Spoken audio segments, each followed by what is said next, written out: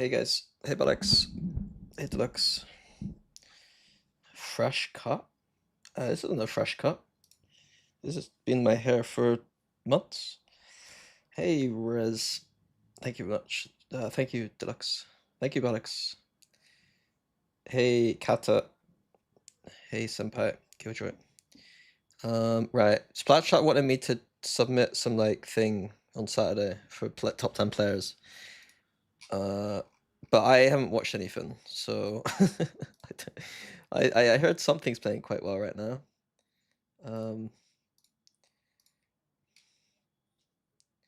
Jing and something.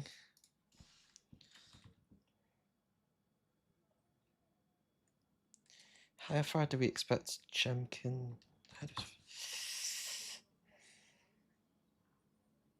Divide and Forsaken. They're all doing well.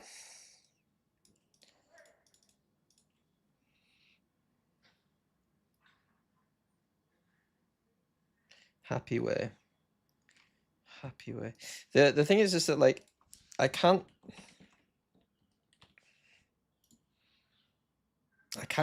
think I could put Happy Way in. Because do I think that they're gonna actually make it out of this bracket? XLG they could though, couldn't they? They could.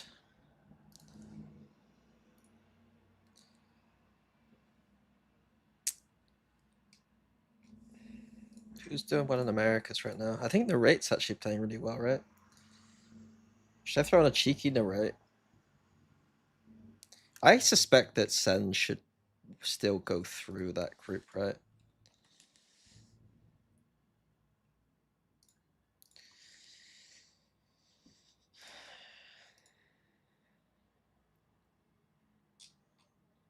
I've done this group.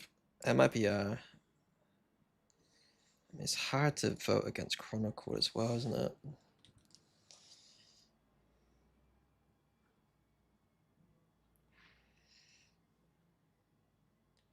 I think Fnatic got a should have a fairly okay time. Kayak too. Kayak it's so tough. I think Kayak had a rough end of the stage. But he was good. He was very good. Something, yeah.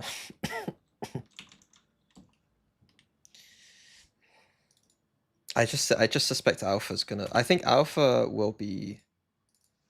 When Alpha's like doubted, that's when he pops off. So I think I gotta put Alpha in there. It feels so rough to put Alpha in and then Kayak in and not Kron, you know?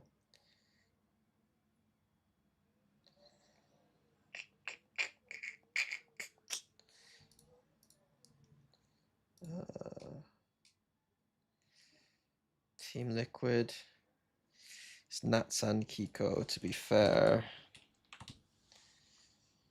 DRX. Do we think that DRX can go through here? Oh, it's rough. This group is rough. Hey Beast, thank you very much for the sub. This group is rough.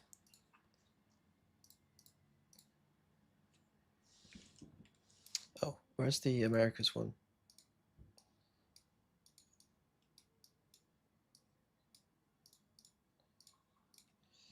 Fuck, this group is rough to predict. Brock is doing well. I don't think I'm gonna put anyone from NRG. Because I think it feels more like a group effort.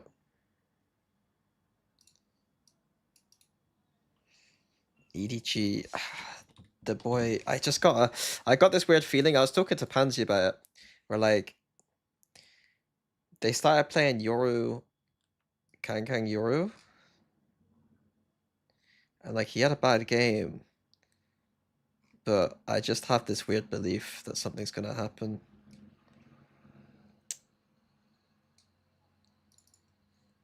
Yeah, I just believe something's gonna happen. So I think I'm gonna low-key soft predict Team Liquid and EDG to go out of this. And if they do, then I can't really put anyone from DRX or NRG up here.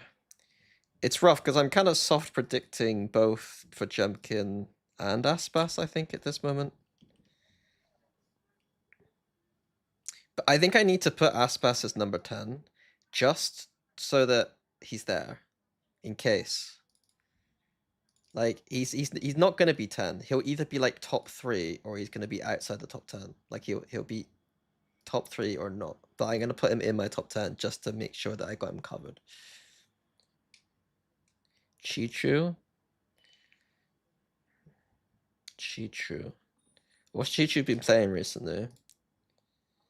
I don't believe in Cypher. I don't believe in Cypher in this meta. So I'm gonna pass on Chichu. G2 Team Heretics. Do I think Team Heretics goes through?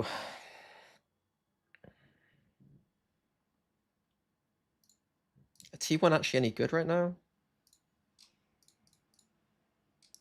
They're not bad. What does that say?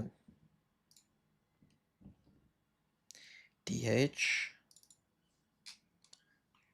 Meteor. It's kind of hard to not put Meteor on a fucking list like this, isn't it? Fuck.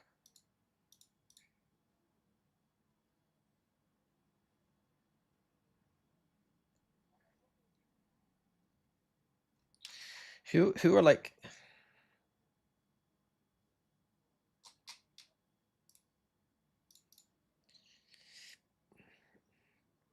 If G2 are primed to do well, then you have to put a couple of G2 players in, right? Valen, Jonah P, Trent, Leaf, Jogamo. It's like pick your fucking poison, really.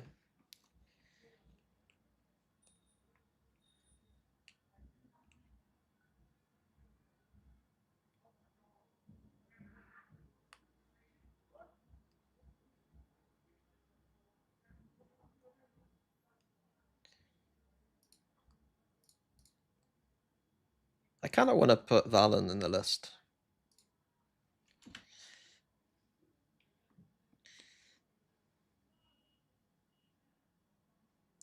Valen or Trent.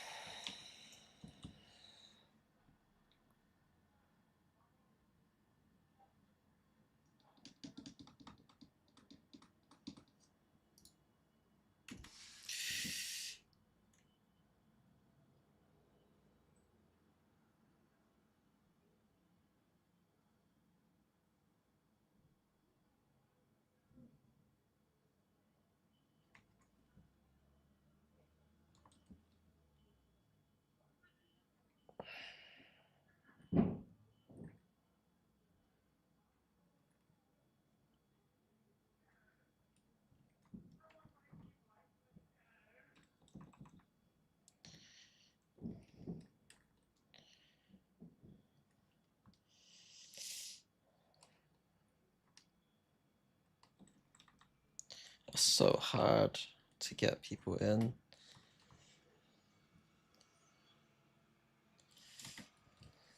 Who do I not believe in? I just got a weird feeling about Aspas. Who do I not have in this list anymore? Leaf?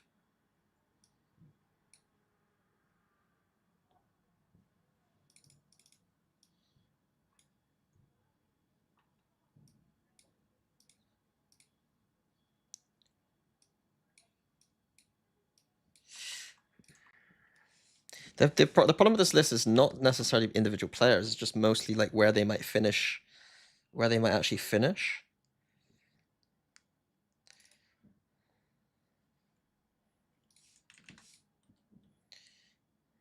Let's look at the groups again. Where's the groups? The fuck are these groups?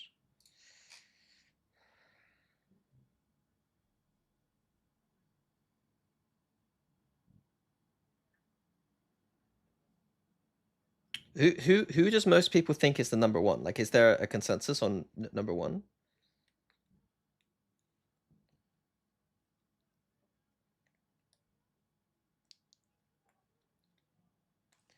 Something. How good is he been that sick? Like everyone seems to think he's like, oh my god, he's been pretty fucking good. He's been pretty good.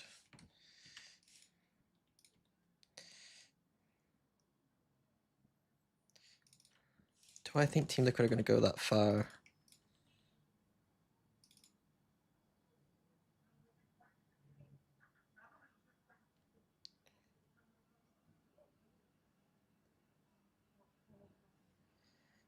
Happy Way, but Happy Way. Do we think Happy Way is getting out of groups? Do we think that XRG are getting out of groups?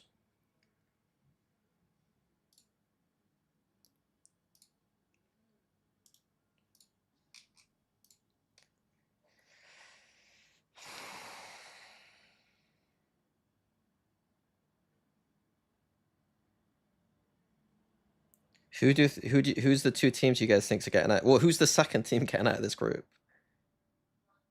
Are people that low on Sun? Like, if they didn't get battered by NRG here,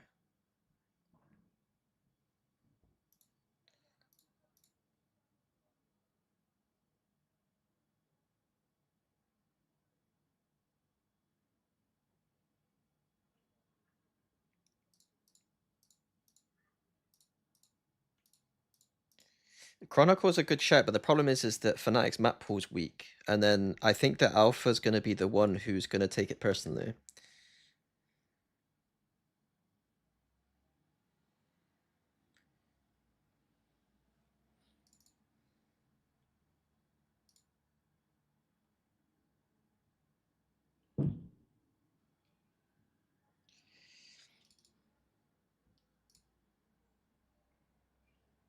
So it's like, it's almost like I just want to put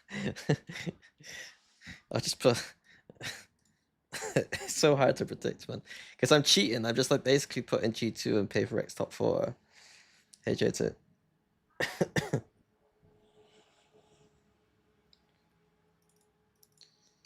I basically, all I'm doing is like this part of the list is basically me saying these are teams that should do well, and then these are players in teams that might not do well, but their players are really good.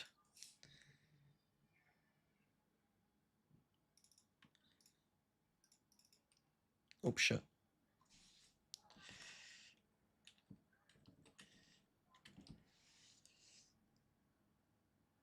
Second, not as crazy. I think I can only choose one. If Sen are going to do good, it is going to be off the back of second, I guess. The problem is that Narrate has been showing up in ways that like I've liked to see. Like he's been doing his thing, and he wasn't before, and I just have a feeling that like that is like, you know, he's gonna be almost like the curveball pick, the fun pick. But I do think that if they're gonna do well, it's gonna be off the back of second. So you're probably right. Why is Leaf rank 1? He's played 2 games only. My list is not.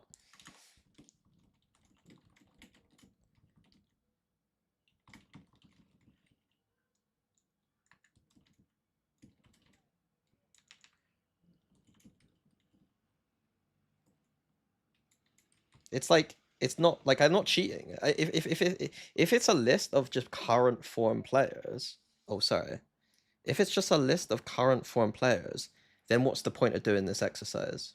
This list isn't the 10 players who are the top 10 in the world right at this second. It's the 10 players at Champions we expect to come out the other side, having like, what do we think at the other side of Champions? At the other side of Champions, I'm saying that I think Leaf might be considered the best player in the world. Like, if we just did it the other way around, then it's boring. Chronicle always does well at champs. I don't know where the Kappa faces are. Then we place Meteor above, no. What, do you think T1's doing well at champs? What do you think T1's gonna do? Like, part of my list presumes that these teams, like T1 has to then do well. Basically, you're...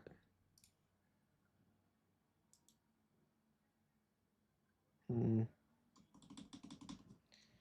good chance to upset.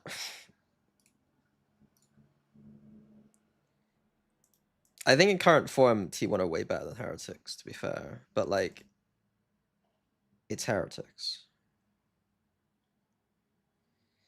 Why no Defy or Forsakens? Because I can't have 4 Paper Rex players in the top 10.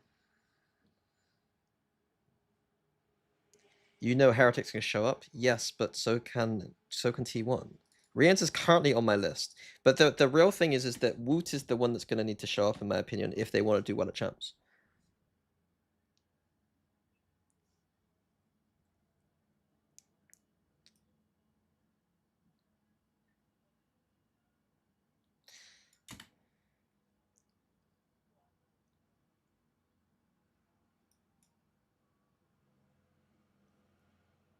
Why not Miniboo needing to do well? I think that Woot can take over the tournament in a way that Miniboo might not. It's more likely that Woot will take over the entire tournament.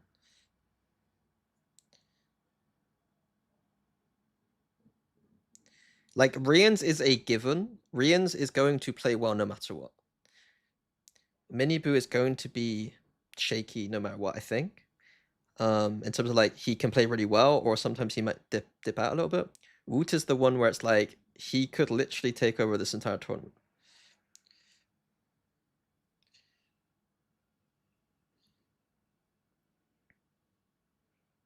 I think putting something at Jing above Forsaken is recency bias. No, I think Jing was more crucial to winning Toronto than Forsaken was, in my opinion. Something is recency bias, but it's not recency bias. It's he has steadily improved on an agent that's very strong and is doing better and better, in my opinion. I think that that's not to take anything away from Jason. If I was doing this list for real, I would probably have 5 G2 players and 5 Paper Rex players on the list. Why no Defy? I already said I can't have 4 Paper Rex players on this list. It just is a bit wrong.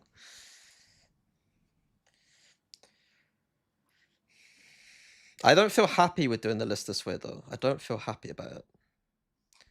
I want to take some more predictions. So, who do I actually think is coming out of this? Is there a world in which MIBR does actually...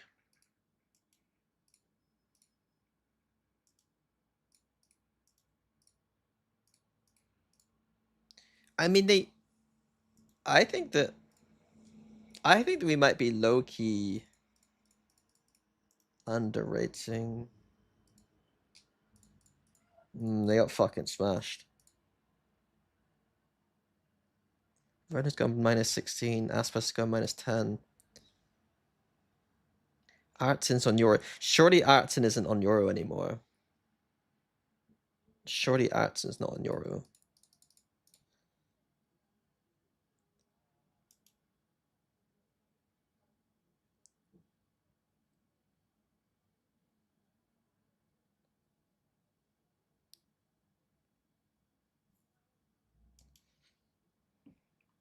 I need to take a risk in this.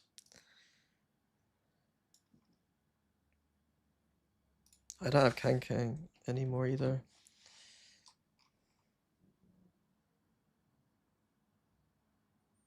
Do I actually think that RRQ are going to go on a run? Like a big run? I think that they're a very stable team. But I don't think they're going on a run. I might take out Jemkin. Despite the fact that he is him, I might take out Jemkin. Hiko has to go on the list, I think. I don't think Team Nuka go on a massive run either, though.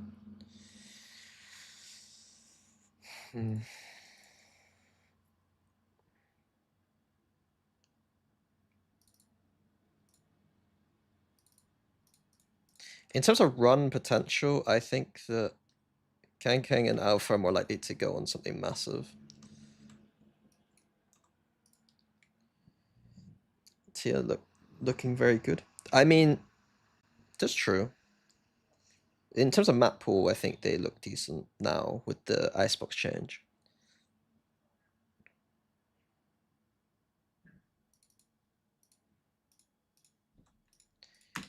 I'm happy-ish with these kind of players up here.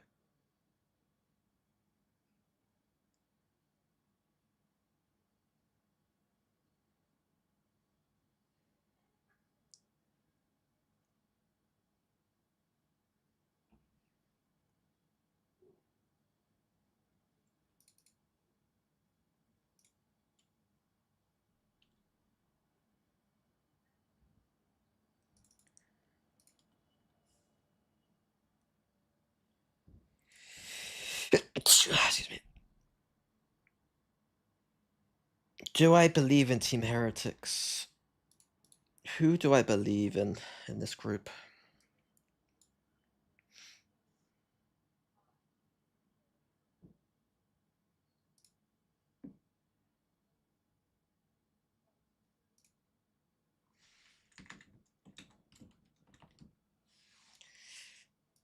Do I believe in Team Heretics?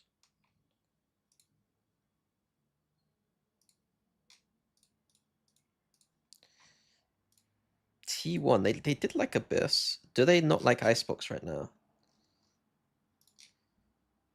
Okay. But Heretics don't like Icebox. And they liked Abyss.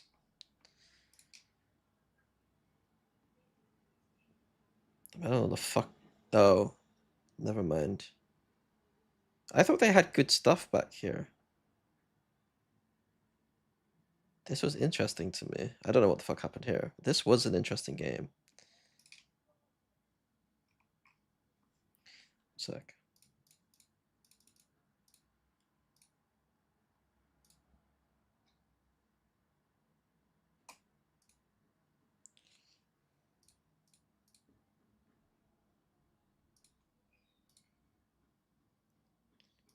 It's not looking great for them recently, is it?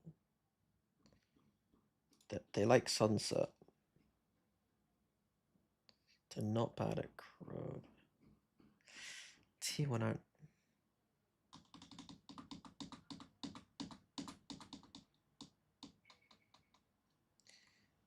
I liked T1 in terms of like understanding how to play strong side B.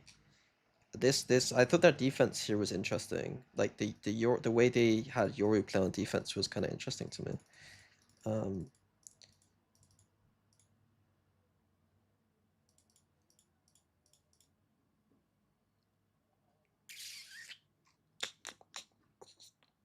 I don't know, guys. I don't know. I hate doing this shit, man.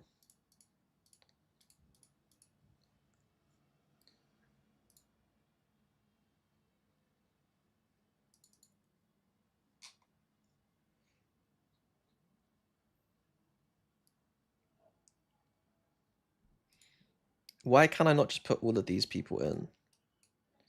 Because this guy exists. How likely is EDG getting out of that group? There are killers in this group. This is a fucking... This is a nightmare group. I'm not doing top 15. I have to give 10. I think I got to give 10 to... One sec. It's for plat chat. I got to give 10, I think. Let me see. What did Kurt say? One sec. Oh, wait, it's 15. Oh, it's 15. Oh god, Kurt, you... Okay, never mind. I can do 15.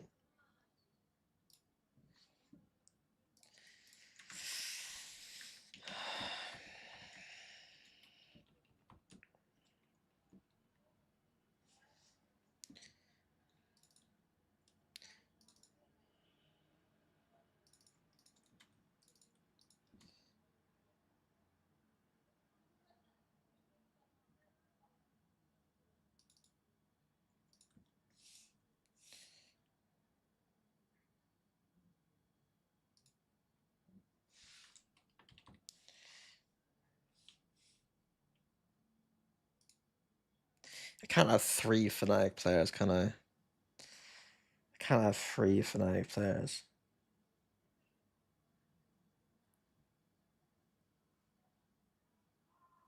It's just rough with when you got a team that's like good, but then they have like equal skill players.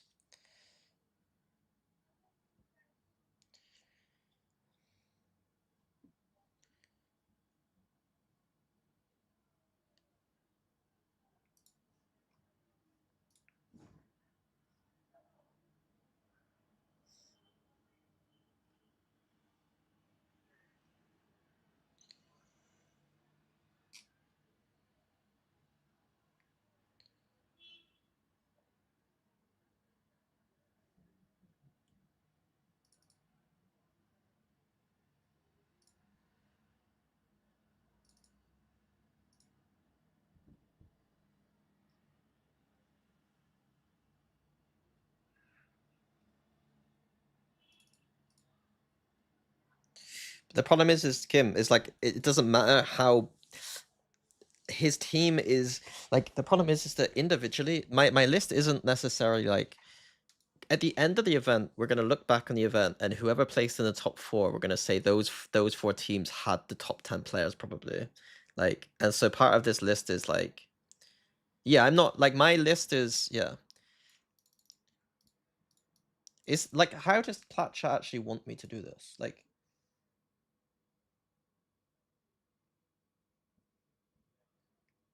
I think that the list is far less interesting if you do it as a list of current form. It's like I like how Sliggy does his list, where like often he'll put in like the big players that we know can perform at champions. If it's literally just a top 15 list of like current form, then I don't need to do this list. They could just probably get the stats and just do it. Yeah, I don't care about current form. Why no Forsaken? Should I just...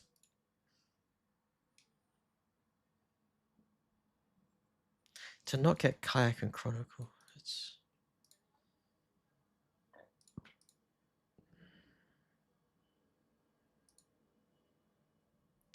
The thing is, I can now put in more G2 and PaperX players.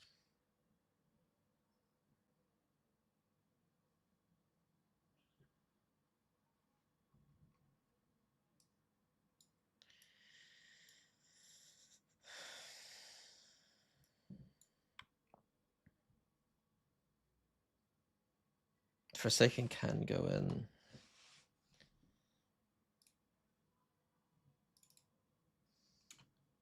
I'm leaving off fucking Kayak off this list though, apparently. It's mental.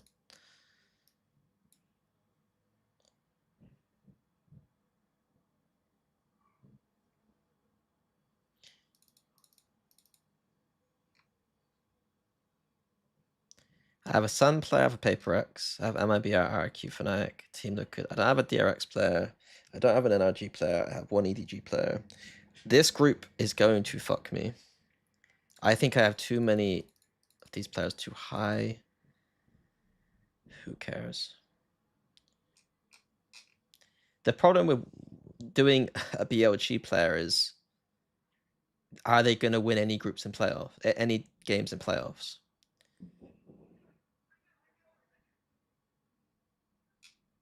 Human.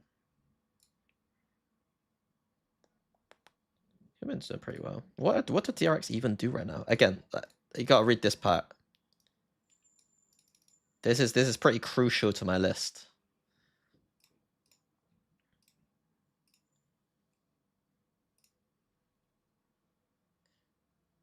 Okay.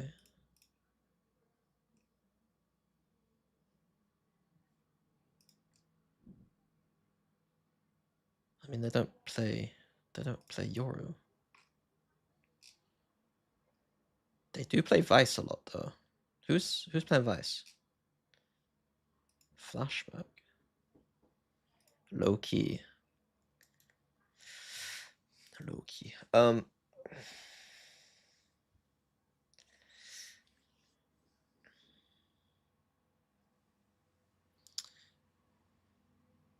Same goes for MIBR, no? No. There is a much bigger chance that MIBR randomly gets top 4 than BLG randomly gets top 4. And if they do, we all know why they've got top 4. You know?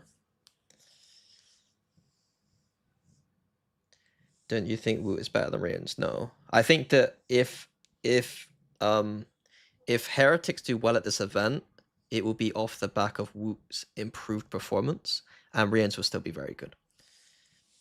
You can't imagine a world where MIBR gets top 4.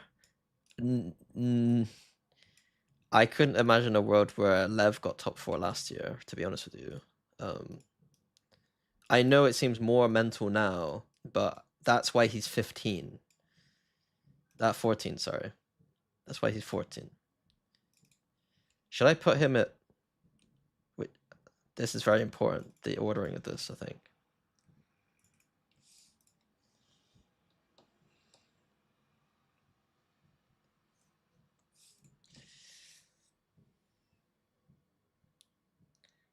The form card says top 10 players of all time. That's not of all time, we're doing a champs list.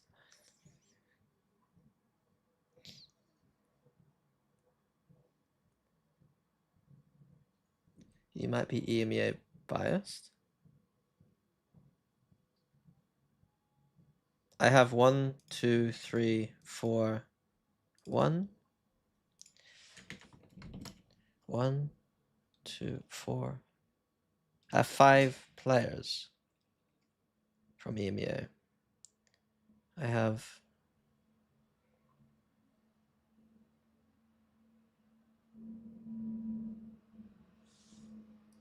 1, 2, 3, 4 Americas. CN 1. APAC 5, right?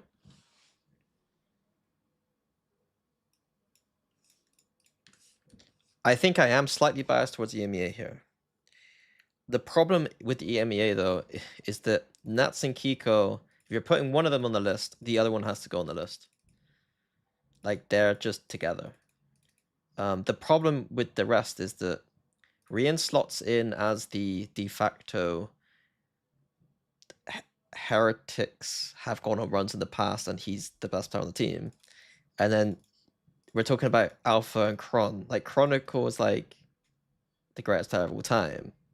And Alpha, I just have this sneaking suspicion is going to do stupid shit.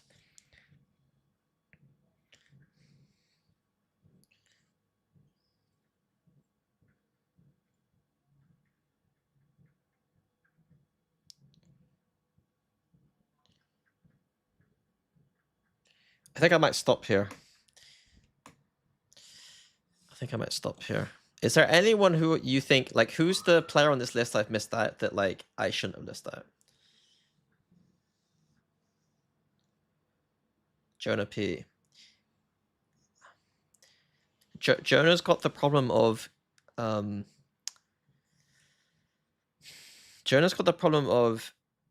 his form can, like, his mechanical form can let him down at times in a way that I don't think anyone else on this list could. I think that Jonah is a fantastic player and his support is unbelievable.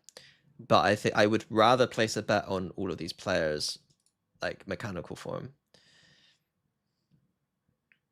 Devi, I think, is fair, but, like, I don't know if I can put him above... I can't put 4 Paper Rex players on the list. Crashies is the same as Jonah P, in the sense that they're support players whose mechanical form or just general form can let them down sometimes. Trex, again, I would even put Trex on that list right now. I don't think Trex has been shooting the same as what he used to.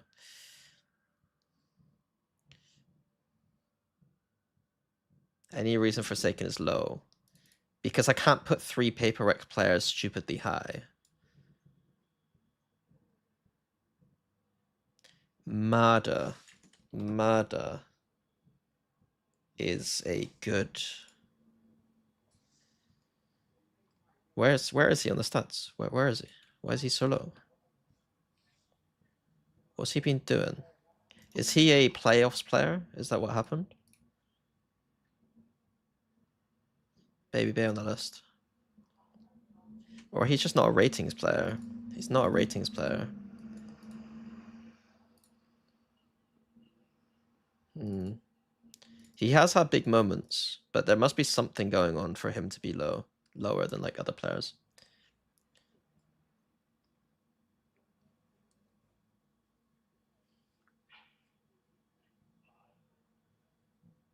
I don't think. I think Brock is playing very well, but do we think that what's the chance of Energy doing really well and Brock keeping a massive form? Okay, I think I'm canceling the list here.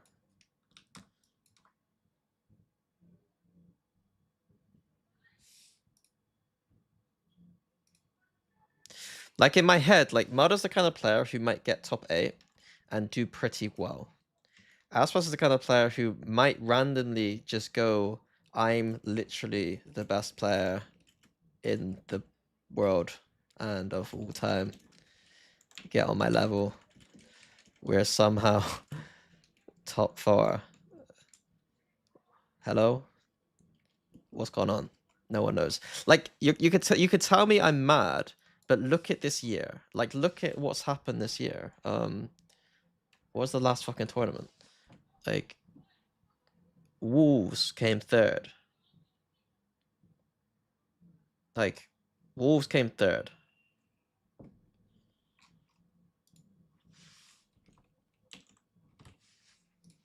T1 won Bangkok. Like it's not, these tournaments are just weird nowadays. No Jogamo. I can't put more G2 players on this list, and I don't think I'd put Jogamo over other players. I do think that he is always going to be slightly underrated because he's more of a utility role-playing duelist, but I do think that there are problems in his game at times that people give a free pass about. I think his general entrying is sometimes put down to like, oh, G2 just like it when they have like an entry sacrificial lamb, whereas I think that it's sometimes individual mistakes. I do not have my Buzz in my top 15. How likely are DRX to get out of groups, and how likely are they to finish like top 4 if they did? Is Buzz playing sick right now? Wait, Buzz isn't on fucking DRX anymore, of course. T1. I mean, I got Meteor on T1. I mean, his stats are, he's not even playing well right now. Like, he's playing fine. He's just not great.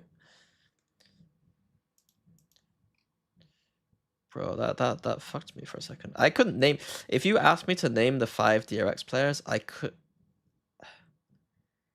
think I would have been able to name you 2. And then I would admittedly struggle to get Flashback despite him being decent. I would have forgotten Human. Like, this is how out of the fucking loop I am.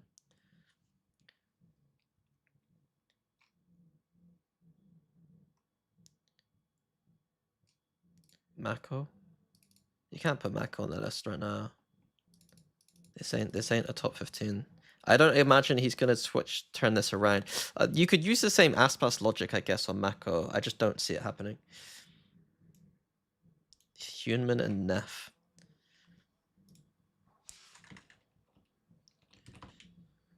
Neff?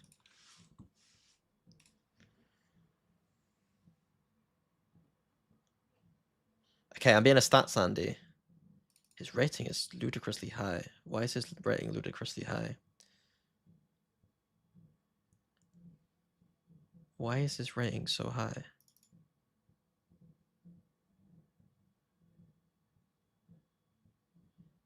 Why is his rating so high? He's got middling ATS, middling KD, middling ADR, middling cast, middling kills. Oh. Hmm. That is high. That is high.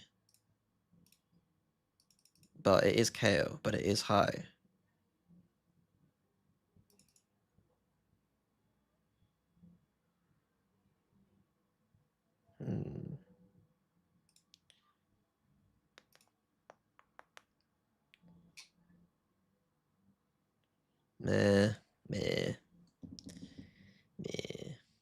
I mean, yeah, but that's what I'm saying. It's like, it's still high for KO though.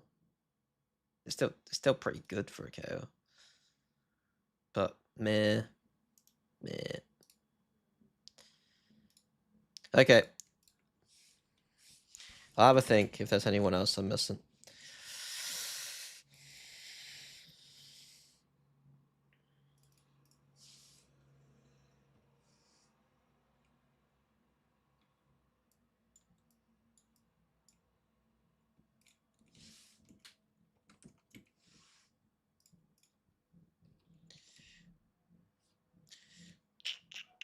Jing on 3 doesn't feel right.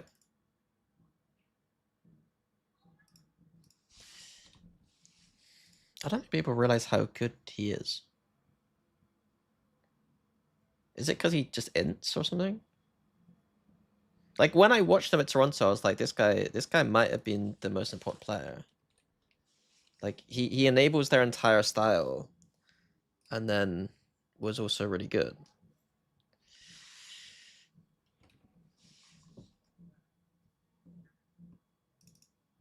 I mean, I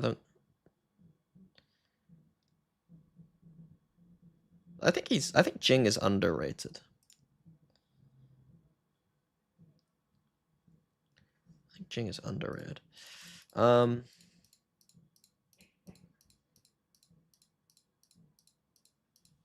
not VOD reviewing Paper Rex. It is of strategic disadvantage if I VOD review Paper Rex.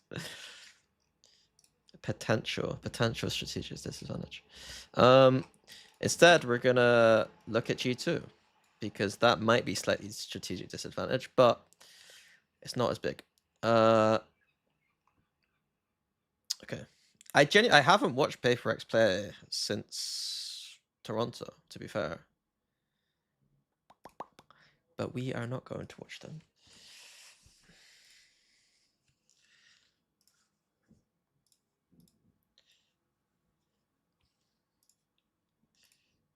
What's going on?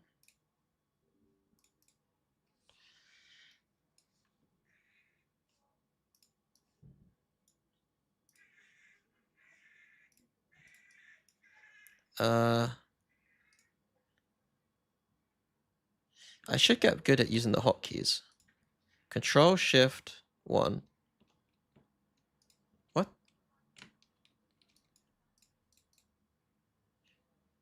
Shift 1. Oh, Shift 1. And then Shift 3. 1, 2, 3. 1. 1, 2, 3. 1, 2. No. What's this motherfucker on? Control Shift 2. No. I'll figure this out one day. For now, we just use this thing up here. Okay. It's easy. All I need to do is a hotkey for the cursor, and I don't want it to be Control Shift 2 because that's too bad. I don't think I need to hotkey the eraser, and I just hotkey the clear screen. So I'll just do 1, 2, 3, and then I'll be good. The cursor one's on a Control Shift 2, which is kind of shit. What's this? Highlighted cursor. Oh, I don't want to fucking sign up for shit. Right, so we're gonna watch G2. G2 have recently been one of the only teams that I've actually watched outside of Europe because they're very good, and I like to watch them. They're playing some very nice Valorant. Their region might be kind of mid, but you can't really deny how well they're playing, even with a caster on their team. I also like the meta innovations they're going for. I've always thought that Bind required Viper, but apparently not. I really liked watching this, and the combinations between the agents worked really nicely. Teo is underrated on Bind, I think. I do wish this was an Astra, personally. I think Astra is better in this kind of comp, and generally just better, but it is what it is. Haven, one of the only teams in the world ballsy enough to run Vice on Haven. Cypher is ass. Cypher is ass. Let's look at the best two teams going into champs and how much Cypher they play. Oh look, it's not. It's no cipher.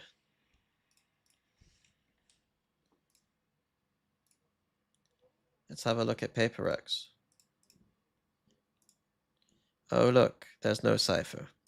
Wow, great analysis by me, but it's true. Cipher's ass.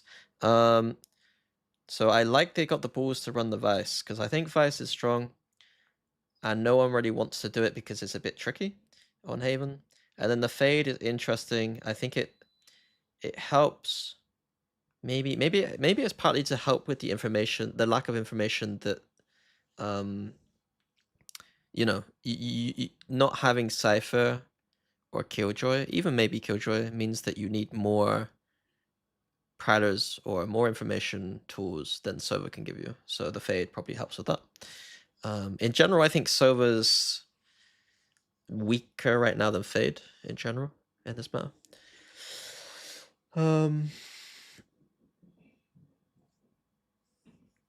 Cypher needs presence to delay. No, Cypher needs nothing. It needs to not be played. That's what it needs. I think it's like the third worst rated in terms of like win rates. I think it's the third worst in pro play right now. At least in VCT, it's very bad. I would rather play at the moment. I think that we should be playing Vice as a no-brainer, or you play you can't, like, if you're a traditional old school team, play Killjoy if you want to, if you're not good enough to macro out like anything more complicated. If you're coaching staff and your players are not comfortable playing like new meta stuff, you should play Killjoy right now. And if you are more confident to do other things, you play Vice, or you play like Sage and Chamber. And like the Chamber is usually paired with one of these right now. Like G2 are doing this thing where they're actually pairing the Chamber with a Sage, which is really interesting. As you can see down here.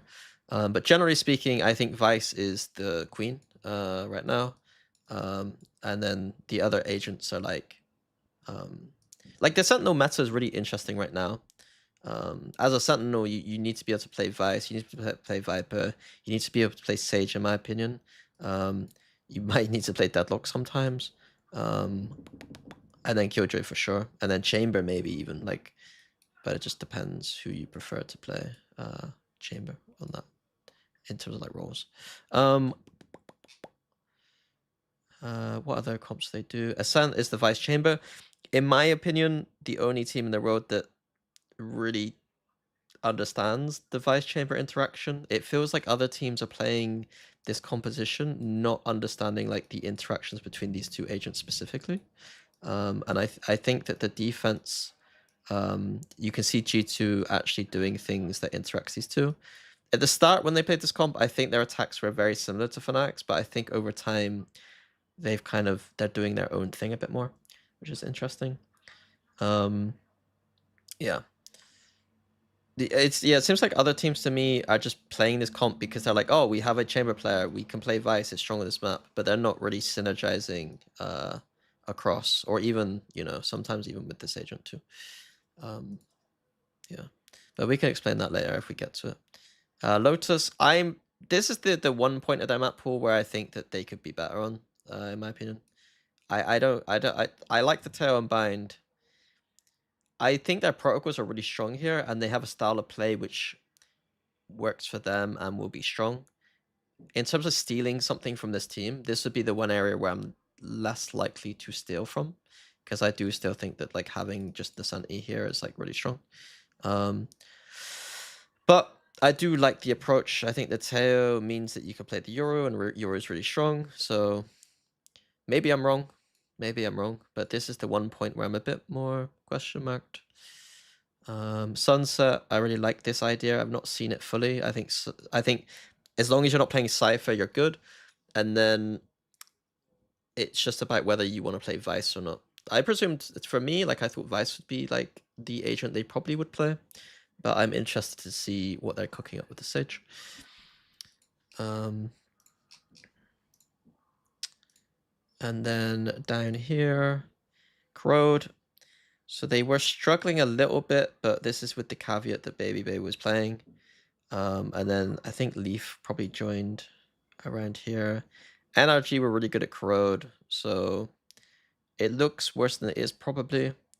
I'm very interested by the Sage. Sage was the agent that I had in the Coach Potatoes thing, where like we were choosing which comps we'd play. I also think Waylay is very underrated in general. So I'll be interested to see what they're doing with the Waylay. I still think I prefer Yoru right now, though, but I'd be interested to see. He only joined with the energy game. Okay, well, it's it's Furia. It's Furia. What map do we want to watch? I guess we just go through the final, right? Just go through the final. Evolution has been impeccable with every single match they played in playoffs. Oh, my headset ain't working. What's up?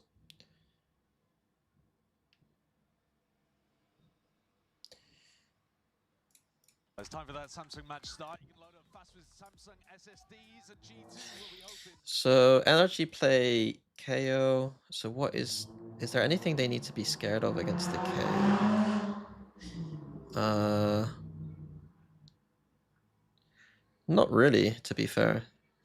The KO is gonna be okay against Deadlock, but realistically, it's gonna be harder to find Deadlock than it is Viper, probably. So I don't think the KO matters that much here. You are bang on the money. NRG, every time they come out, they surprise us just a little more. And yesterday against Sentinels, map first and last map in this pool.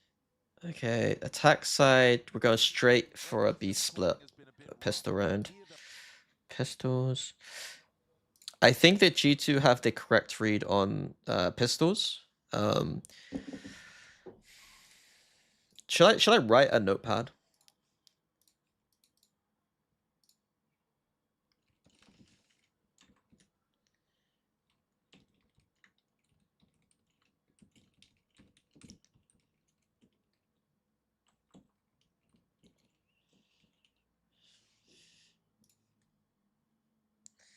I do think there should be a sheriff in the mix, but So they get to start on defense, and that should allow them a little bit of a buffer to work with. Last time they got crushed on this map, but I've got to imagine they were to work with. Last time they. So one of the reasons why the double initiator is so good on this map, or at least the Teo, is that like the Teo has the best drone in the game, and on bind, drones are really strong, especially on attack, in my opinion. Because the way that you see bind ret is that on the A side of the map, you basically, this is the main lane you go up, right? This is the most important lane. And to go up this lane as well as like your secondary lane, you need the second initiator, right? So like on your main lane, you can drone up here, and then if you have a second drone, you can go through showers. If you don't have that drone, you are basically going 4 up short and then 1 showers late, which means that your options for execing are pretty difficult. If you commit showers without the drone, you're just in a world of pain where like they can just crunch you and just shut you down and stuff. So usually you'll see like teams just going heavier up short. And then the same works on B. On B, the main lane is long, but if you have that extra bit to get through to hookah, you do have a secondary lane of hookah, right? So like that's why it's so strong in my opinion, is that like you have a drone there, you have a drone here, and you can split. And the XX, once you get these 2 spots, especially with a Teo with the Zabos and stuff, like it's just so oppressive. Does Boombot count as a drone? It does, but like it's not the best drone. So in the past, that's how you would do your splits on B, is you would do the Boombot through hookah, but the Boombot hookah isn't quite as good as it used to be, and then you want your Rays to be able to like almost entry with it in a way. Like I don't know how to explain it. It just doesn't feel as nice in my opinion. So I think it's better on this side of the map for sure. Like you can still get away with Rays hookah. On this side of the map, I think you're going to struggle to get a Boombot that's doing much here. Yeah.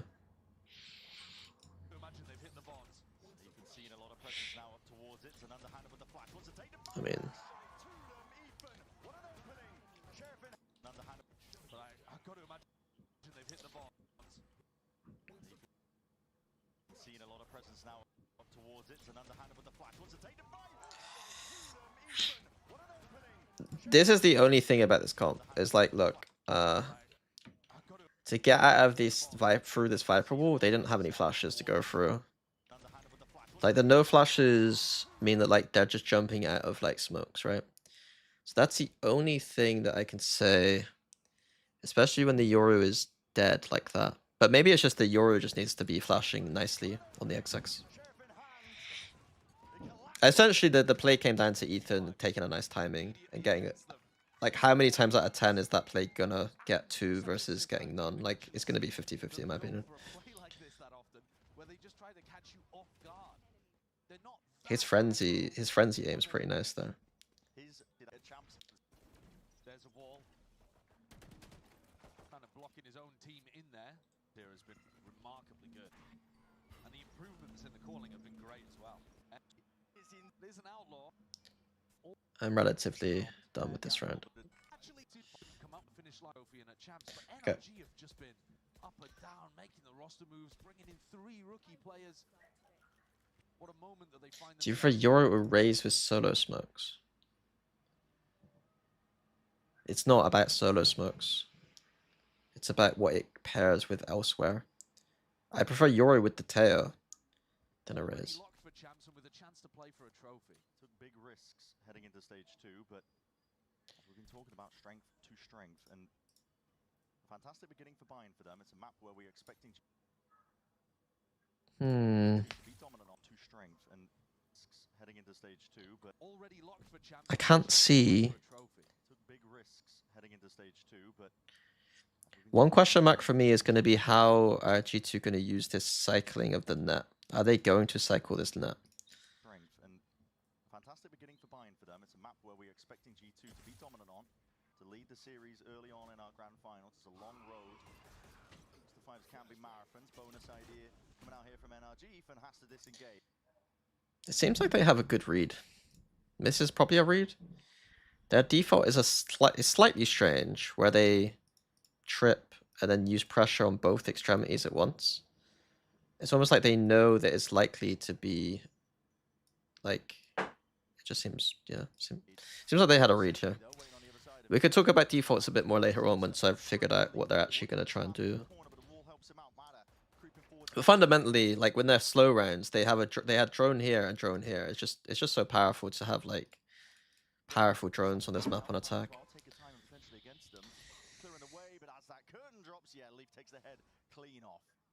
Really sharp, really aware from Leaf. And even throws down a wall as well, expecting Mada to go exploring back into this area. So, no opportunity for Mada to go on some kind of push. Some may try poking and prodding from short, but it's going to be these players over towards B, receiving contact. Once broken.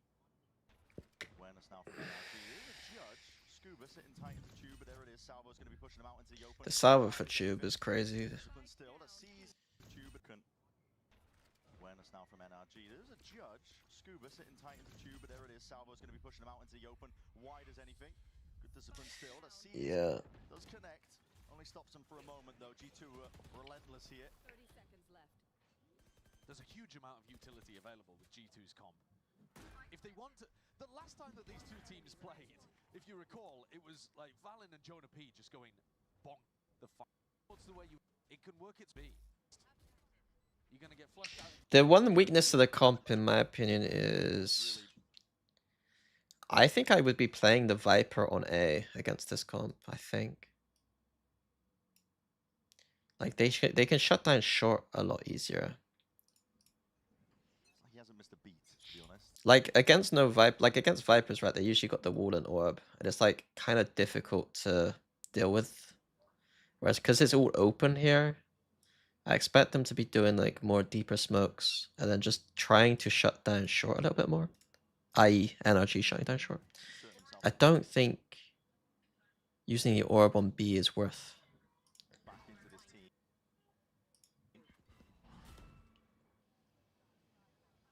Deliberately bad orb. Deliberately bad orb to give a slight angle to work with. Mada, but the operator. We know that NRG love to. Oh, okay, another extremity default. It's interesting. But might be a heavy task ahead of him. It's almost like whichever extremity they get control of, they can then make calls from very easily. It's a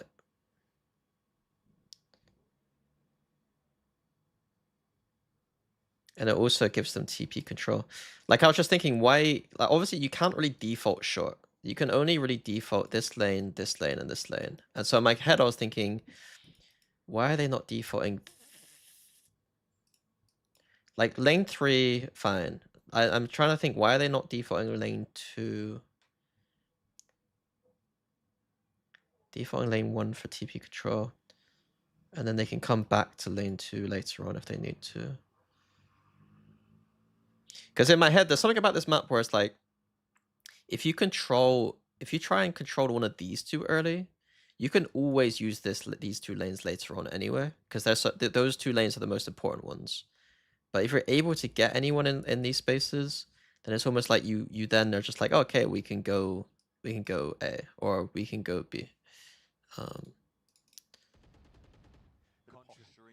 I think it makes sense to pressure the yeah. I mean, it's just old school stuff. You got to pressure this so that there's no crunch coming in.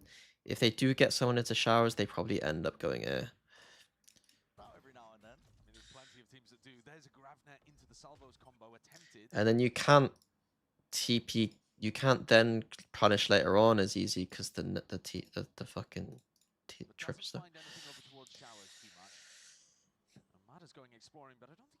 Yeah, I mean, I know the orb was on B for the gap, but I suspect it will be there a lot.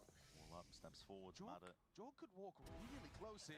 Yeah, straight into the sight lines. Matter takes him out immediately. NRG have got. Yeah, so they have showers control, so they were probably gonna end there. Hey, we're talking about going down. Getting a bit of a read that it would have been fake pressure. Because they know that with this comp, finishing up short is probably quite difficult alone as well. Because they don't have the Viper to scale up short, so they probably need this more as well. Molly down at the feet as well. There's 40 seconds left.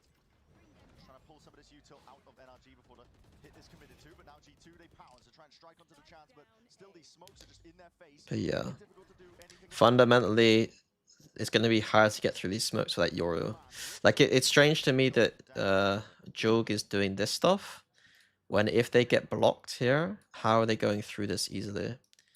I love using Yorus like this, where you can be lurking and then TP over and stuff, but fundamentally they're going to struggle to get through some of these chokes at times without a flash. Takes him out immediately. Down at the feet is committed to, but now G2 they pounce to try and strike onto the chance, but still these smokes are just in their face, finding it difficult to do anything about it. No command, ripped off. Ethan wants to really push this one back and seal the deal entirely. Slowly but surely, G2 are getting picked apart here into this round, leaving it just down to Jonah P. Roughly where the players are. Quick peek out as well, taking a time with it, NRG. Sorry. Making it always an awkward engagement. I'm getting hungry. I have these really noisy, crunchy protein bar things, so I apologize. They're not very nice, honestly. But I don't have anything to eat.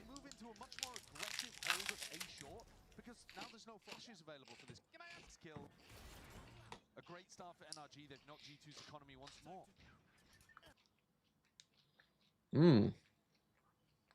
Okay, flash for the TP is cool.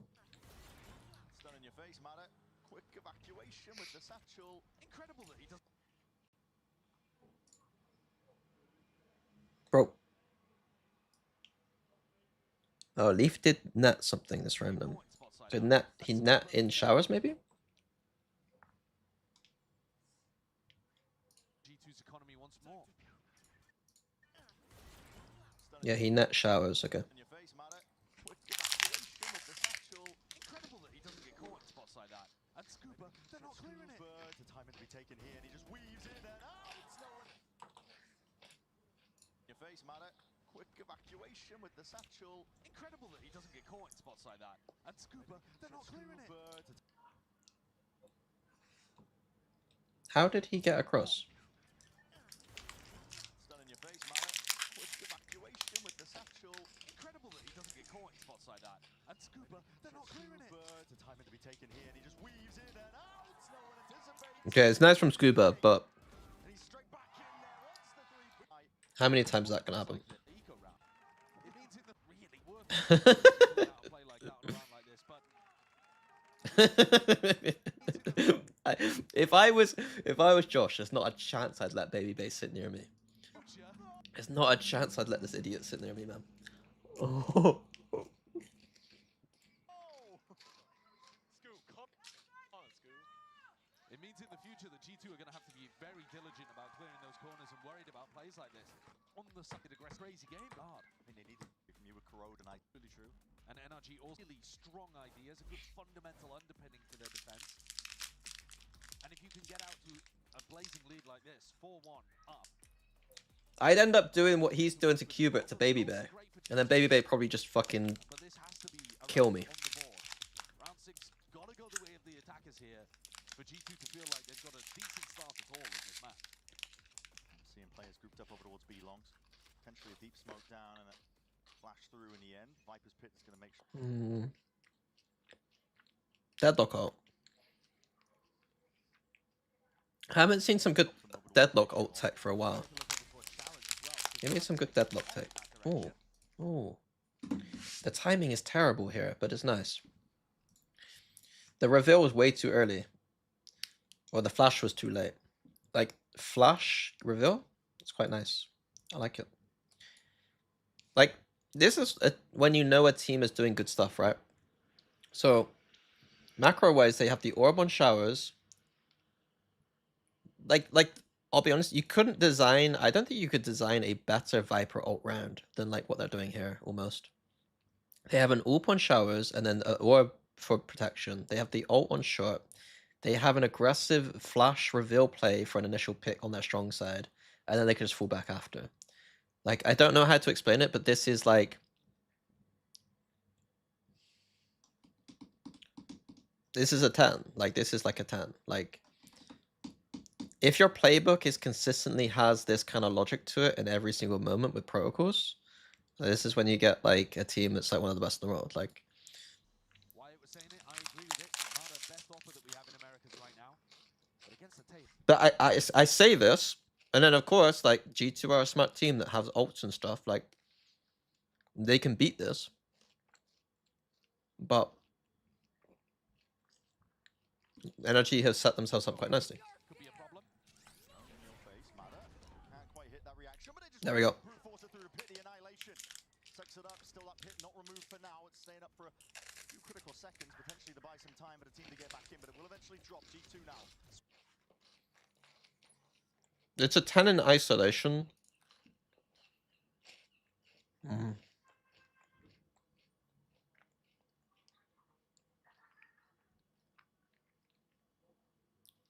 don't know how you would improve it, though. Making their way towards it. The Viper just needs to know that they can be fucked like that. It's going to be stopping and stunting most of the hit coming through for G2, but they already have 2 of these picks.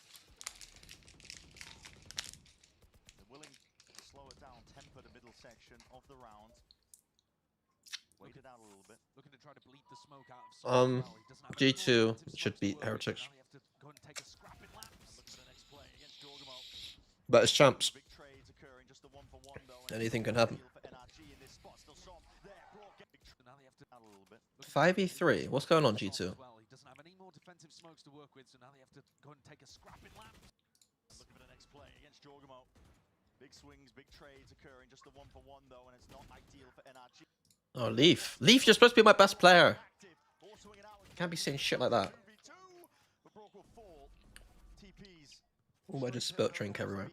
As well. Yeah. Doesn't allow him to get in. Could be any. Time is to take that swing. Programs, the fact that at the end of the gun barrel, to get massive defensive ultimates available for There are, however, massive defensive ultimates available for NRG in this round. Why are they playing... Usually teams play 4A against ults. Like, it's like an anti-ult idea quite a lot of the time. Because they know they can't hold B, and then they could, like, flank, rotate. And on A, they can play in, like, weird spots to avoid the ults. But the problem is that Mada has his ult, so what?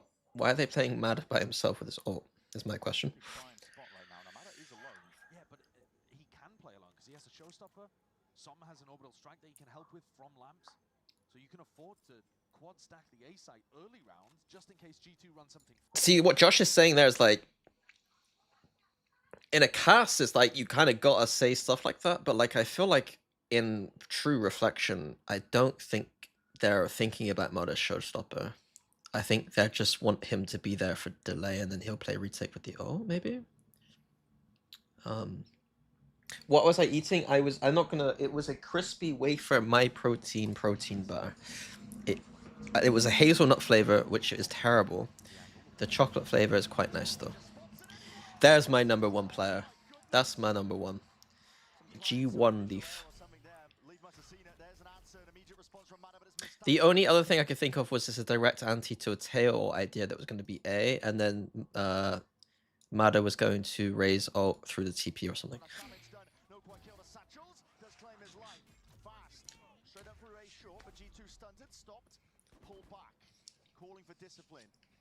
Bad team farmer. The annoying thing is that like I might concede that like some of G2's macro might be some of the best macro I've ever seen. Like like I'm not, my ego is not big enough to be like, hey, you know, Fnatic, we're really good, and therefore like no one could be better than us or something. But like, so like when I've watched G2 and the little amounts I have, I sit there and I think, Jesus Christ, these guys are good. But the problem is that like obviously they are playing weaker competition.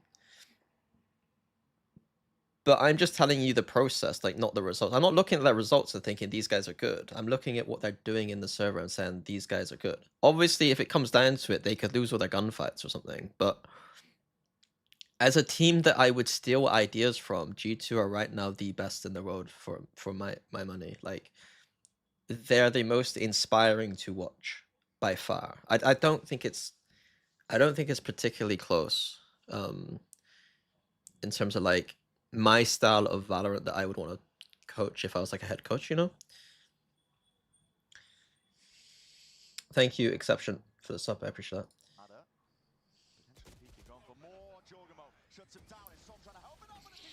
I saw this round with the TPs. It's kind of funny.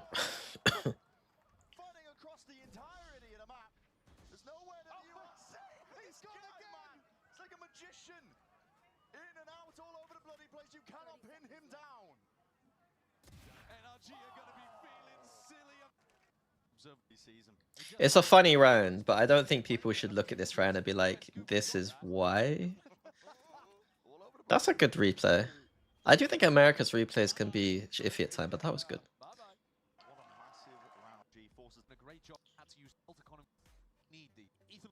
Now that was with the moment doesn't have a kill, but hasn't quite needed it, I suppose.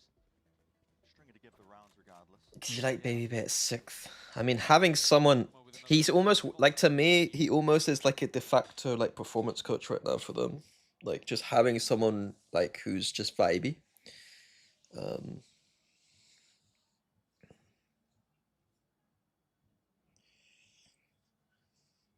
Yeah, I think Valen is the most valuable player in the world. Yeah. Am I going to Paris? Business talks are happening today. In terms of, I was trying to go with Sliggy, but I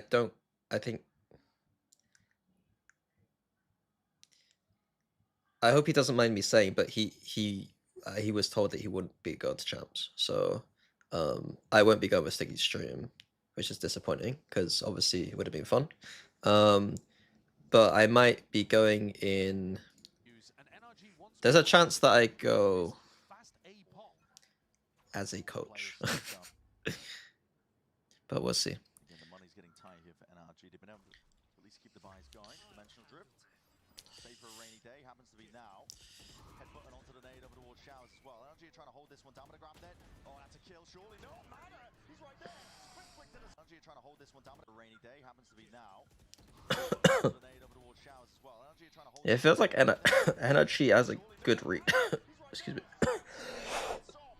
Excuse me. Energy has a good read that G2 really wanted to do like a tail or something. Every time that they have ults, they're playing for A and then shutting down A.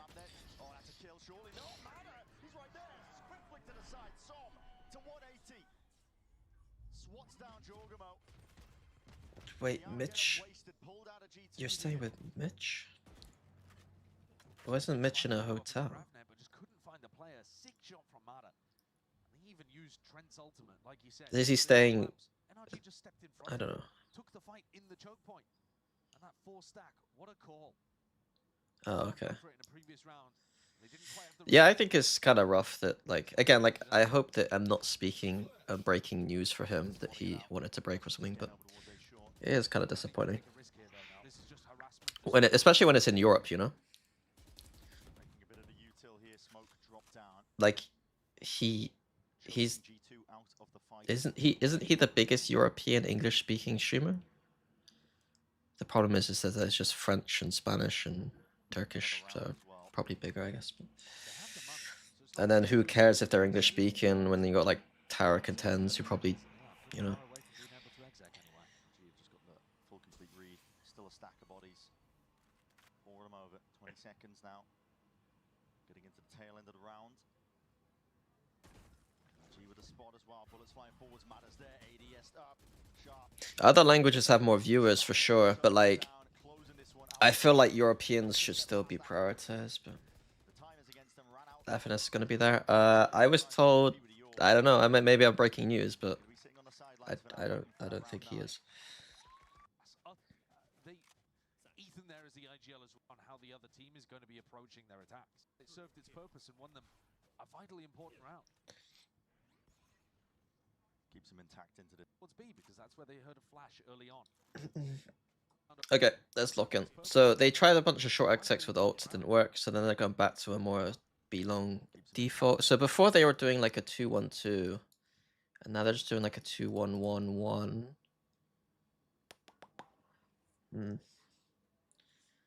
Not entirely sure why, but into this. we'll see. The money. Now Brock is just following noise. He started the round over in spawn. He's going to rotate over towards B because that's where they heard a flash early on. Okay, okay, like the FNS thing, I heard for some random person that like maybe he wasn't, but I don't know how much credit to give that. I just because me and Stiggy were trying to figure out like what's the chances of us going, and we're like doing the maths, and like Stiggy was like, I think we're outside the top 10. I was like, okay, like okay. That's in order to get Leaper's annihilation. So I'm using through a pit. Scuba's miles away from that one. The ults are. You prefer costumes from home? And they also control showers and B-long. It's a tough position here. I think for it's NRG to much more defend. fun for the co-streamer to be at the event. Constant pressure.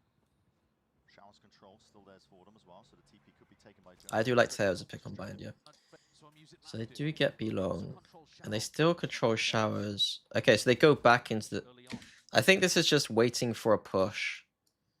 And then they're still gonna go take showers anyway. Start of the round. Bullets exchange. Once B-long has been taken. In this round, G2 are pressuring both edges of the map. That's in order to get Leaper's annihilation. So I'm using last time to clear through a pit. Scuba's miles away from that one. The ults are hugely in favor of G2. And then you could be safe in showers again, because you could... Like, they've denied this, and then they can use trip here. I like it. I like it. also control showers and B-long. It's a tough They'll position finish A with for this NRG control. to defend. You don't know where G2 are ending. Constant pressure. Showers control still there's for them as well, so the TP could be taken by Jonah P, but he's just drifting He back. dodges the Prowler. It's kind of... I'm not gonna lie. G to defend. Leaf's game sense here. Scuba's- I don't know if I'm just glazing for the sake of glazing.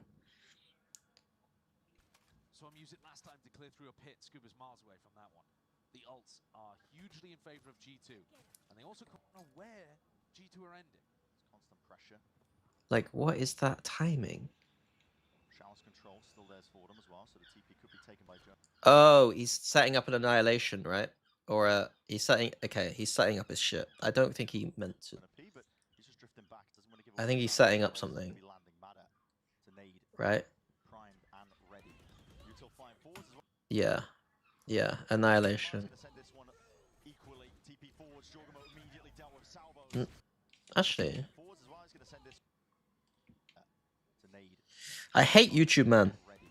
Util flying forwards as well.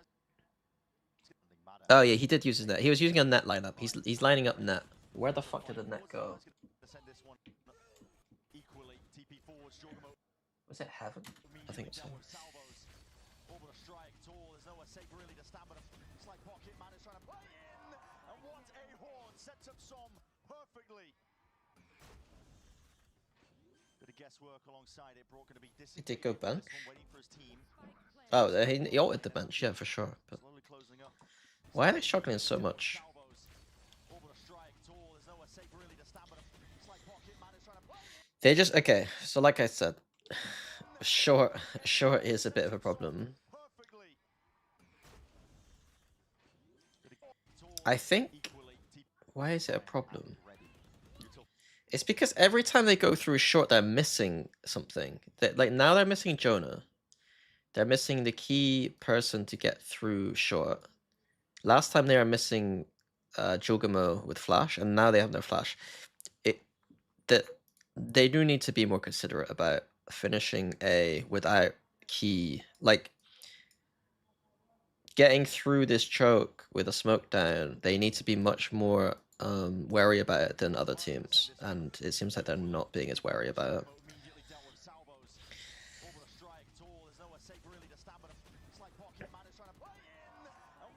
Like the macro's all nice up until the point where they don't have the tools to go through short properly because they're fucking around with having I like the fact that they have one player doing noise here, but it being Jog or Jonah means that they miss a piece of util to get through short. Impossible positions that G2 can play in. They're the ones with their backs against the wall. 2v3 way out into the open, Leaf not anticipating it. It's left down to Jonah. He's trying to hunt out where these players could be. Brock immediately, look at him repositioned.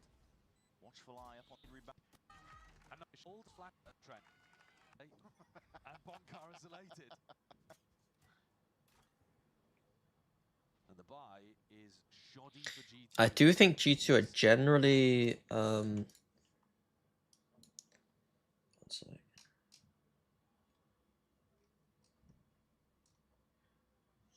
I do think G2 are generally better on defense.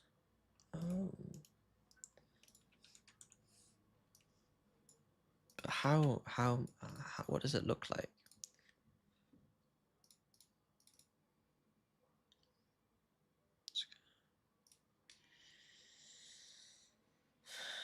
Yeah, I mean, their defenses are immaculate. 75, 73, 70, 62, 65. This is a attack-sided map, attack-sided map, attack-sided map, attack-sided map, arguably. I don't know about this one, but more defense-sided comp, I'd say. I think. No, I don't think so. But yeah, in general, the attack sides are weaker. Only 170, 160. So yeah, their attack sides aren't as good generally. Although, I mean, that's Haven, I guess. When you look at Ascent, this is the defense side of map, so I guess that's fine. This one is a little bit worrying at times, I guess. This is a defense side comp, so you kind of expect the attack sides to be weaker.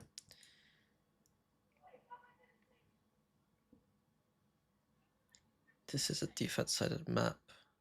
So this one's a bit more concerning, but I guess you got to take it out of context. Like you look at these two, and I think it looks fine.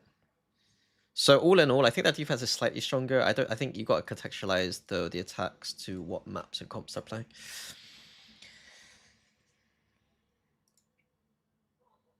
Not the start they were looking for on the map where they are the most favored. Out of the 4 lanes on the map, how many can the defense afford to not control? Hello, Alex. How are you? Out of the 4 lanes on the map, how many of the defense can afford not to control? Depends what you mean by control, because you can never control this one fully. You're always like soft controlling it. This map is weird. It's like you don't need to control chokes if you know where they are, if it makes sense. It's like a weird way to frame it, but like if you know the attack is going B and you have 3 people in like a really nice crossfire setup like on B by the time they hit, then you don't need to control any choke. If you have 4 on A by the time they hit A, you don't need any choke, technically. I would say in general that like you need at least 1 lane, though. For information reasons, it's usually best to have either this or this. Hook is kind of hard to control. I would I think the TLDR is you probably just need 1 lane. Fnatic bind or G2's bind? Which one do you prefer? I think I prefer G2's, but G2 are struggling on attack sides a bit more, it looks like. If you could combine... If you could give... Let me have a look. Oh no, their defense owned it last time. I think that I think G2's overall is stronger. I think that they're having a problem execing short without a flash though. They keep basically, I think I just sent it them where it's like they keep leaving a key agent faking B whilst they end A, and then they just keep getting fucked going at this choke because the Yoru doesn't. The Yoru is either faking or the Fade was faking up here, which meant they didn't have utility to go through this choke. Like the weakest part of this comp is that they can't scale up with the Viper, right? Because they don't have a Viper, which means that they need a really good burst through here, and they just kept making small mistakes over that. I think if they had that fixed, I think their attack is actually really sound. It's really interesting. They have a... I want to see more, but like their default is interesting because they shut down the TP control, and then they send the deadlock here with off and tail, and then they get this control. So it means that they're not threatened through the showers, and then they can leave the trip deep. And then they have the showers control. It means they can always go back A with a nice split. So I like their main default they run, but they've only really ran 1 default with minor variations. Long avenue. A horn and a flash into his face, but he does back out. Line's not going to be impeding him. He's doing a great job of pulling out utility, making noise, challenging, forcing G2 to waste util before they get to the site.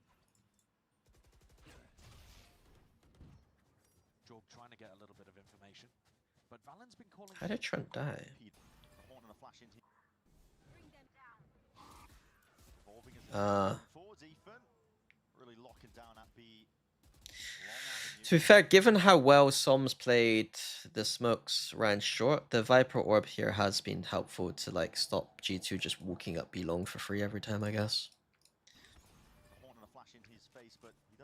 Especially with the KO. The KO can like play that, like back in the day, obviously we used to play Sky and try and get loads of info, and then maybe we would like fight with the Sky. But KO is better at doing the kind of fighting stuff, right? Than a Sky is.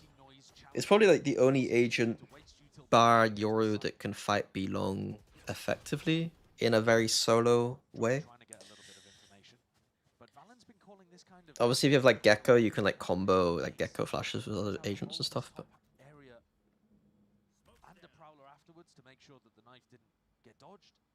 once again, they have someone lurking B.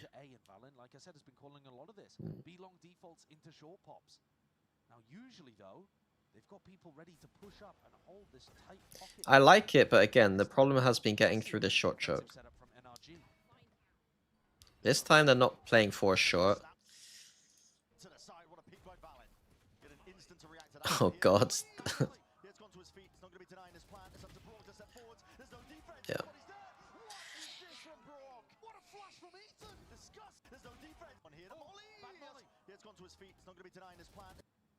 Yeah, that flash was nice.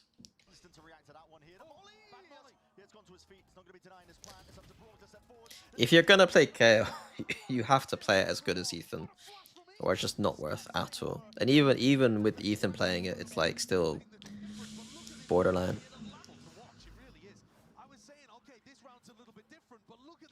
The replays have gotten a lot better in Americas.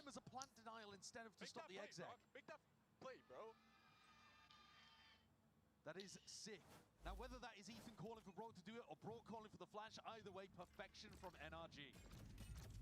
Immediately just making up for the small mishaps here. G2 going for a fast play, potentially down to Nightfall that does making up for the small mishaps. Yeah, and they just have fast ults on short. Potentially down to Nightfall that does connect. Some of the players going to be having those sound cues cut away, but Trent needs to win this fight out. Just sidestepping. They need, yeah. With Ethan takes him out. I think given the context of Leaf,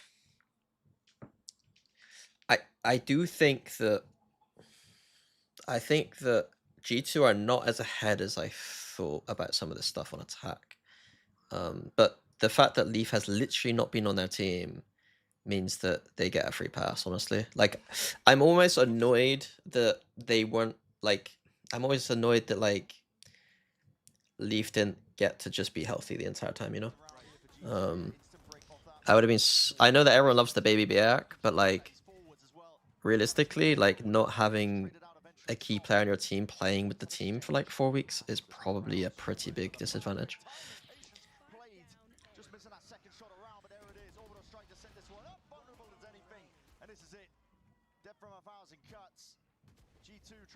Which double role comp do you enjoy watching the most? Enjoy watching the most? If it's a team that's like... It depends on the team. Like, with Paper X, I would never, like, want them to play anything but double duelist, I think. With, like, G2, I don't want them to play double duelist.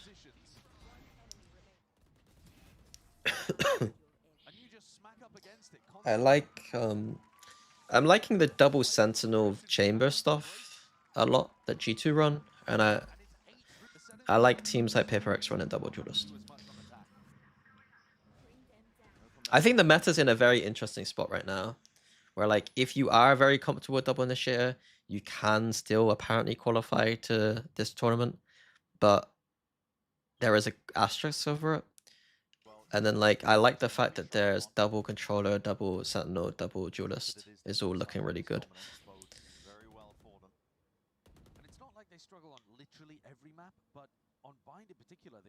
And then, like, like I said earlier, the sentinel role is so interesting right now. The non-traditional sentinels are strong. Cypher is ass, and then Vice is probably the best, like, traditional sentinel, and it's still not that traditional.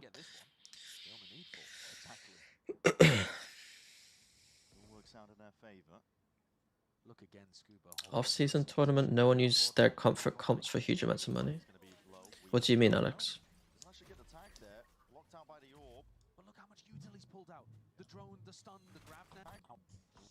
They have changed their default this time. But why? They're faking short?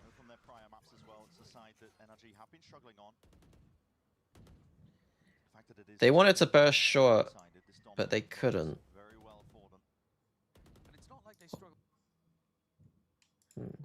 Interesting. Don't really know. There's something going on here very specific that we just aren't privy to. Some kind of read. Oh, make one for comedy. Yeah, that would be kind of fun. Like, what would be... What would Paper X's worst comp style be?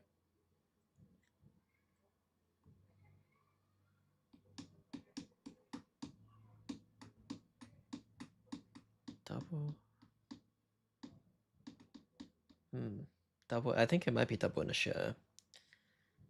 Double any might be the worst. You'd have to have... I don't know. Because what you do, you just have something Yoru, Jing on Raze, on Omen. Jason can just flex whatever. No, I think it's fine because Jason can just play Innie, and then Devi can play Senti, and then Pat can still play Fade. So it doesn't seem as troll as... It's not super troll. What teams would be...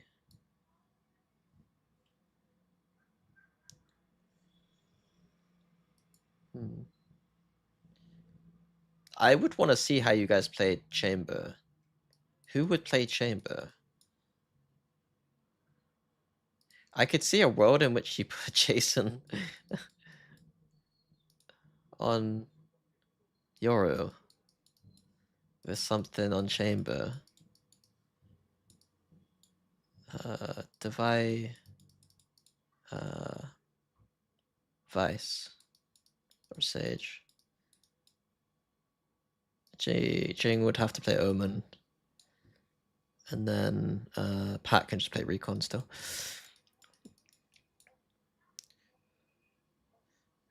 Or Jason has to get good at Chamber. Or JJ has to get good at Chamber. And then something would go Yoru, and then Jason would have to play fucking Smokes. Although Devi, yeah, Devi did play Chamber. I think Devi is too good on Senti, though, like the proper Senti. How good was With an outlaw tracking the economy. Yeah, knowing that the money is going to be low, weak. Drone though. Doesn't actually get the tag Would be there. interesting. Blocked out by the orb. But look how much util he's pulled out. The drone, the stun, the grab net. Of which only one of those. Once again is shutting down short, yeah. Into a forward angle as well. He can take the contact. The rest of NRG. Why didn't G2 go B this game? So much variety. Just there to break that power, but it is spotted out in the end. Jorgamo takes that peek anyway. So sees, connects, flash into your face as well. Fight to be taken. Molly on top of it. It's a showstopper. To Mana. He's here. And Look how much you look again. Scuba holding an aggressive position with an outlaw tracking the economy. Yeah, One Prowler here means they could just stack short. And then the Deadlock net means they know that the Deadlock ain't lurking here. Yeah.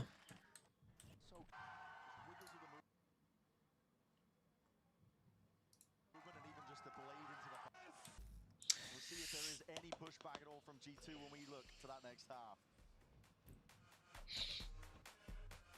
That is the interesting thing though, like, cause like that, let's say if Yoru does get nerfed, it does make these other comps harder to play because you lack the flash. I think they'd have to kill Yoru. I think I see you guys running Yoru for a very long time. I know what you're thinking. Total glow up. What's her secret? Fine, I'll spill. They'd have to properly kill it.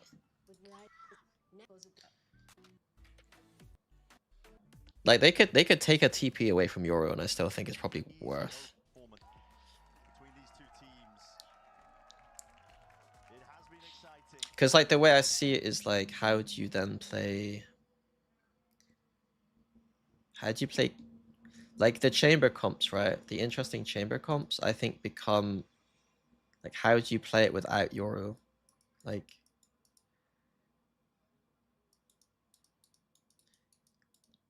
you basically have to play flashless.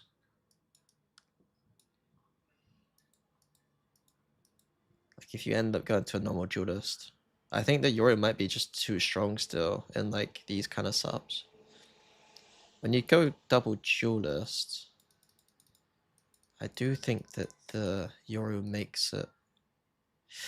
I think your decision would have to be: would you prefer to just play nerfed double duelist, or Isn't quite solved, doesn't go the expected way that you're anticipating, especially with these two wait? teams in the fight. If it's properly dead to the point where it's not playable, yeah, it's like, do you just prefer to play nerfed double duelist at that point? But this next half could also be a one-sided one. This is where we've seen the calling struggle for NRG. The fast plays not work, and this is where G2 dominated them last time. But they're not gonna kill Waylay. G2 can win a pistol. Exactly. The pistol Something needs to learn Waylay very quickly. about 65%. How do you feel about the new chamber buffs? You mean the TP, the Here. You can tell that trip? I haven't thought about it too deeply, but just seeing it yesterday in my Premier game, or in my ranked game, sorry, I was like, you can just trip. You can leave a trip somewhere aggressive and then just go the other side of the map, which is crazy. It is kind of crazy.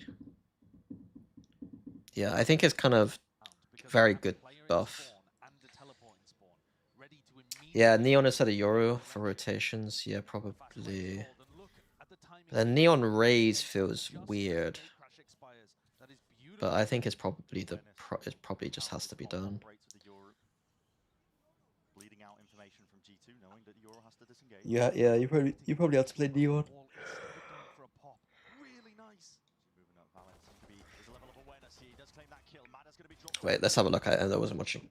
Sold focus here. You can tell that they're expecting some kind of fast round because they have a player in spawn and a teleport in spawn, ready to immediately react in whatever direction the fast player is called. It's nice. Ready to immediately react. I mean, he should have done it earlier, I think. Player in spawn and a teleport in spawn, ready to immediately react in whatever direction the fast player is called. And look at the I don't like that wall. timing here. Ethan calling the A-pop just as the gate crash expires. Why is... That is Huh? beautiful. Good awareness. Why is Brock not killing the wall? Calling the A-pop Or, like, threatening it at all? Like, right now, he should be shooting this wall to make it feel like a B, right? So that they can walk up. Bit confused. crash expires. That is beautiful. Good awareness of how this comp operates with the Euro. Or is it too obvious? Bleeding I mean, out it's information worked. from G2, knowing that the Euro has to disengage. And contacting down short behind the wall instead of going for a pop. Really nice. Moving up Valence. There's a level of awareness here. He does claim that kill. Mada's going to be dropped out here. Going low in the process. Jonah. Maybe Brock's just ahead of me. I don't know. From that flank to the flat down for NRG. No denial. Insights. G2. Expecting Picked off awareness here. instead of going for a pop. Whatever direction the fast player is called. And It's these kind of plays, it's like... Jonah is... Like, when I think about Bind, I think Jonah P pushing this way. Like... This is the stuff that doesn't show in stats. Like, obviously, I'm gonna always be a stats guy, but, like, this is the kind of shit that doesn't show in stats. Like, his push here is just very strong. It's a very nice read. instead of going for a pop. Really nice.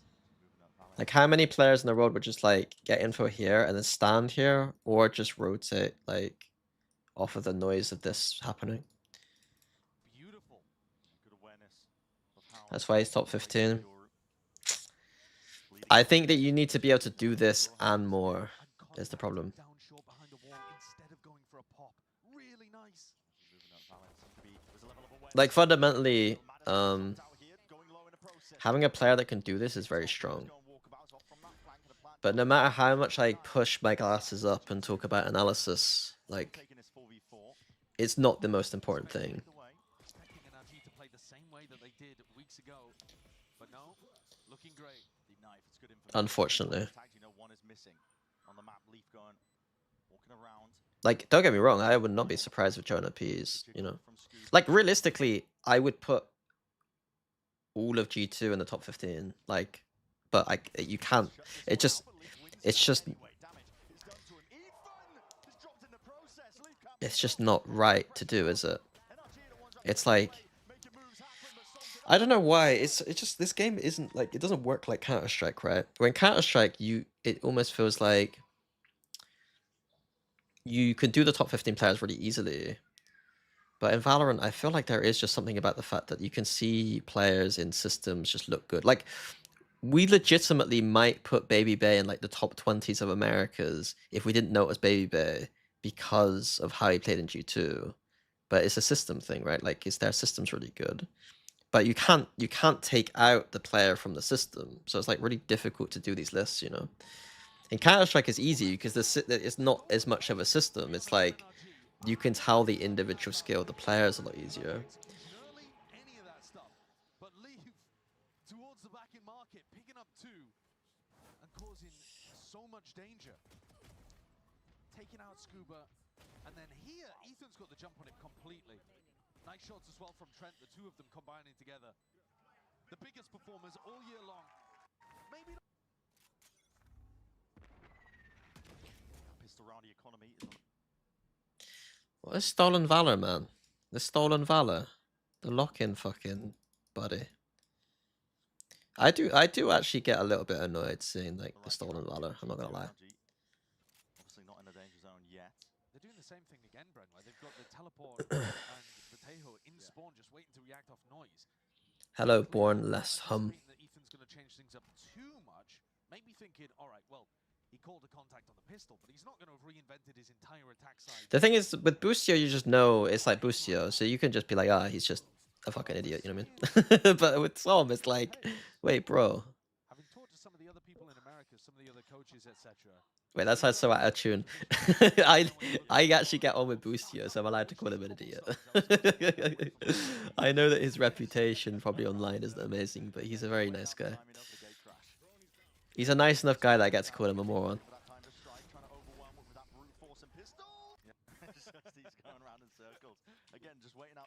Yeah, one thing to look out for is the deadlock wall just getting so much value. If like a team isn't defaulting correctly, it will. Obviously, this is a low buy, so it doesn't really matter that much. And I'd say that one's potentially more important for G2 on defense side. People online think he's short. Boostio's short. I think he might be shorter than me.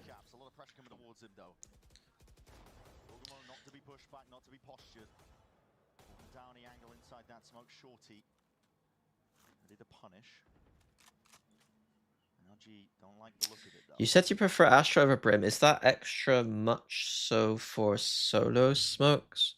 What does the Astra bring in the composition? It's less for solo smokes and more for Viper, but in general, I think Astra is stronger on the map. I think that it's almost like a perfect map for her, where you have like so many different lanes in which you can start. Like you could legitimately place a star in all 4 of these lanes on either attack or defense, and I'm probably not going to be annoyed with the idea that there's so much value that she brings. The stim for XX? I don't think you need the stim for XX, no. Thank you, Ninja. So Trent's just playing CT again. Potentially more important for G2 on defense side. Again, same game plan. Yeah, really similar. It's like they know energy just go fast hits, so they're just, yeah.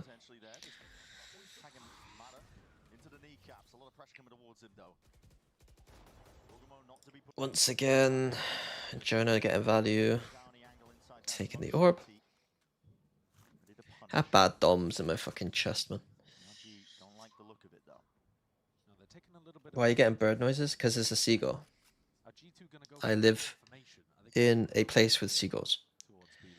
And I'm not going to shut my window because it's too fucking hot. And as they do, I think they'll be a bit more confident that things are ending towards A. Just look how much info they got. You're expecting Ethan to call these XX instead, though, instead of going on this timing to go for a short pop. So because there was info gathered here, and they broke wall and fake info here, Energy were going to end here, but they're like, well, we think that G2 probably have rotation coming across here right now because of that drone. So they're going to opt to probably sneak a hookah burst through, which is good calling. What they can't do right now is be seen. They cannot show themselves be long. They need to get up close to hookah and then start their exec from here and burst. If they don't burst from these 2 points at the same time, or this point slightly quicker, by the time that they go out, there will be 3 or 4 people here. So if they're able to do this correctly, which is have the person here start running hookah and probably start your scaling at B long. If there's noise, if there's combating on B long, then you just hold this position and these guys go quick.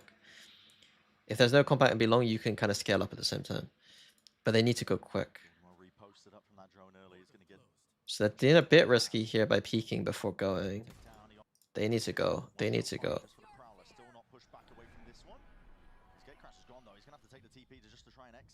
Okay. Not the worst. It is the worst. They could have done this better, but ultimately they got the kill. I mean, yeah, okay. Like, it's really important in this moment for them to just fucking send it. like they got the read that they think the other teams rotated 3A. They know that this Prowler's hitting someone B long. They need to just go, but they take too long. Take down the opposition. Go, go, go, go. Fine, just right 1, now, still not 2, back away from this 3, 4, Crash is driving 5, to take the TP, goes to try 6, and exit, but 7. caught up into your face. The salvos, potentially there to supplement. That was Yeah. By the time they just get salvoed and shit, like it's too late. to set up Leaf for success. Bonus round for G2 is entirely in their sights. Barely in their grasp. Mini. With that, How come you're so good at judging macro when you're micro-sized? G2 Because everything seems macro to me. bonus round conversion, 9-6. This gap is Because the world seems so macro to me, I always just think in terms of macro. Despite the fact that NRG looked blisteringly good on their defense side. He has Cassive Mox. That's true, I do have a Cassive Mock. The attack. I think he's doing a great job of calling around those gate cracks. 11. The money still tight here for NRG. Jorgmo still holding on to that outlaw. Knows exactly to play for it, and the matter again stopped. Taken out immediately here. Flashes into your face, but he's just going to be backing away anyway. Gate crash as well to exit that. NRG's attack sides are... You're not getting secure.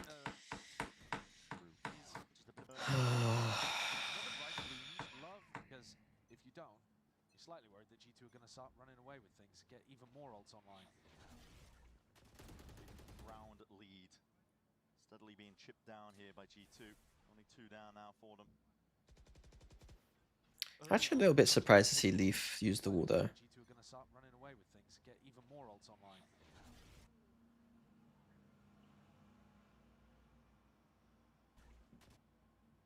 I don't think this is a good wall. Round lead.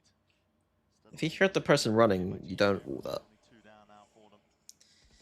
Unless he really thought that... I mean, I guess in their heads, I think their game plan right now is they've been told that NRG equals just strats.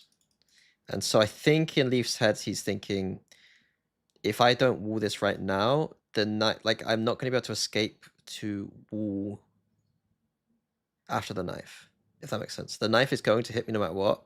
I need to use the wall because they're probably doing a strat again. So I kind of get it if it's like a game plan kind of vibe. Take control of showers. Knife again to set the Yeah, wall for knife isn't worth. No, it's not. But like if in his head it's all they're just doing strats every round, then I can see why he wants to get the delay down whilst he's knifed.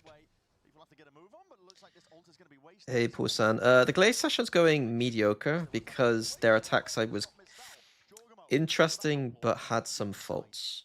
And because all of that skirmish happened at about the minute mark, So I had to kind of cope with the idea that Leaf hasn't been with the team as much recently, and it's probably some things with that means that it probably is more difficult to, you know,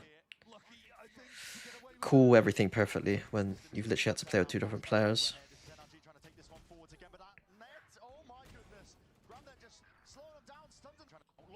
rotating over to cover minute mark. Would have had to be precise. In case there was that evacuation away, but a shot missed out. Jorgmo, just for that outlaw, would have had to Yoru is strong, man, and it's so strong. Because all of that skirmish happened at about the minute mark, Jorgmo The only thing I hate about nerfs in this game is that I think it takes...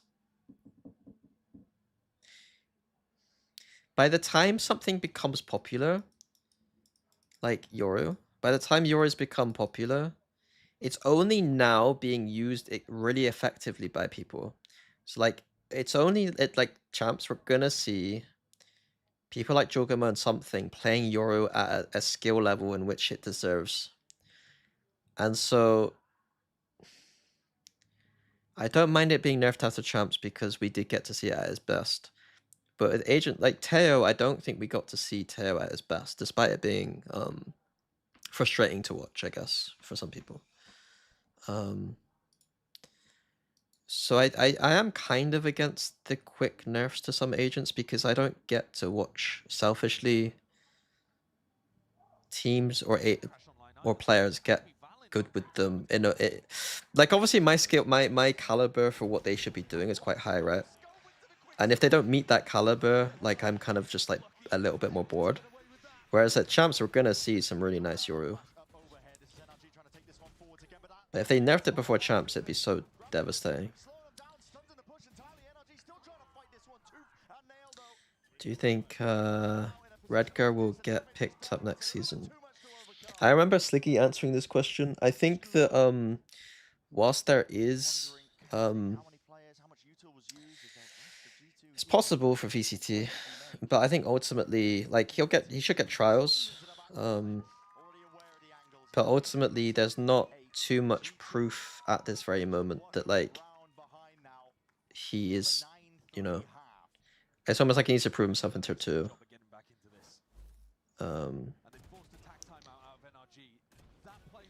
Or it has to go huge in trials. Because I think if Mada gets value out of Scuba's wall, sneaks all the way into laps and gets the opener. If we wait for everyone to reach that skill level, wouldn't it be like watching the Chamber Astra Tema? I'm not sure what the adjustment call is that Bonka can go for in a spot like this. Early round, you don't I think go for a short pop or any other kind of. The problem is that I think Chamber and Astra didn't require you to actually be good with the agents to actually win. Like, they were too broken. I don't know. To be honest with you, I know what you mean. I don't think Yoru's so broken that it's like a mega issue that he could survive long enough for people to get good with him. Because G2 just hold it all. Yeah, if you spend the first 40 seconds. Yeah. Who the technically commit. Grouped up though. NRG have got 5 towards this A site leaning deep. There was pings towards the back of it as well. We'll see what they're looking to get going and moving. Knife overhead. Another strat. On top of it. Grab that sent prematurely. Nightfall indeed. Laid out on top. Just a few connections. Maybe just the one. That's the same kind of rhythm that NRG go for when they do their short exec. Here it comes. Orbital strike in through the back as well, but it's wall. It's a nice wall. Laid out towards the back of it as well. We'll see what they're looking to get going and moving. Knife overhead. Stay on top of it. Grab that sent prematurely. Nightfall indeed. Laid out on top. Just a few connections. Maybe just the one. NRG are playing way too fast against. You can't play this fast against a deadlock Yoru, in my opinion. I think it's a grave mistake. Very big mistake. To be honest with you. Drop down now though. Need to feel out the map. Is taken into the middle section of this round as well, but right from behind, Jorgamo lying in wait. And your options now limited entirely. And it looked like G2 had this read completely. Like every round, they're playing like defaults that are just designed to shut down execs. Look, they got 4 people A. It's too easy. Yeah, the more I watch this, the less I'm convinced. Like, I think G2 are really good, but like, it's hard to watch this and be convinced because NRG are just running it down.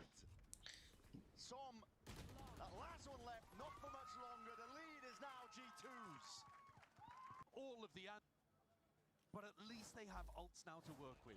Running a short pop like this forced out a huge amount from G2. They were under pressure.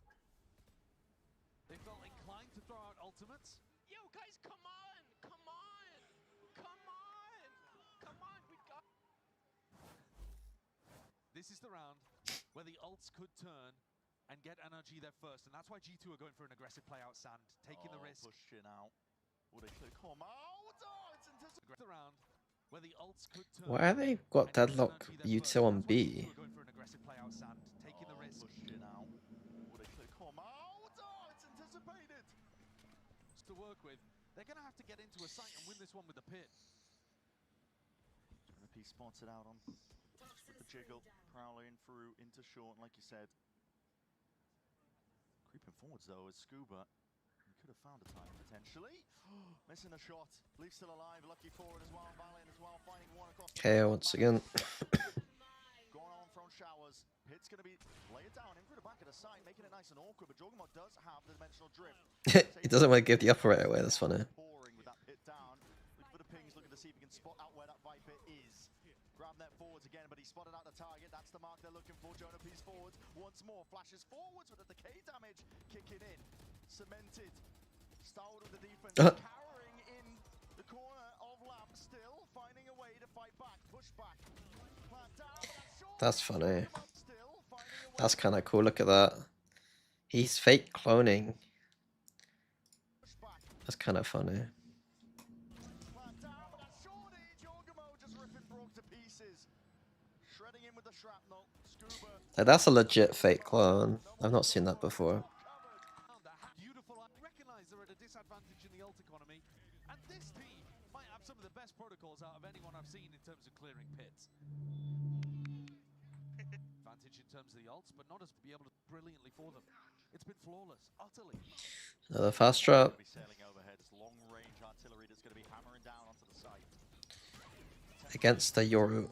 Oh my goodness, showstopper! A Yoru deadlock. It wraps around anyway. Claims a life for Leaf. It's gonna work. Smoking. Take the fight. One ninja bone in your brain that Jorg is fucking horrible. Somebody does manage to go for an info peek into Mada. He could get a lot of value with this.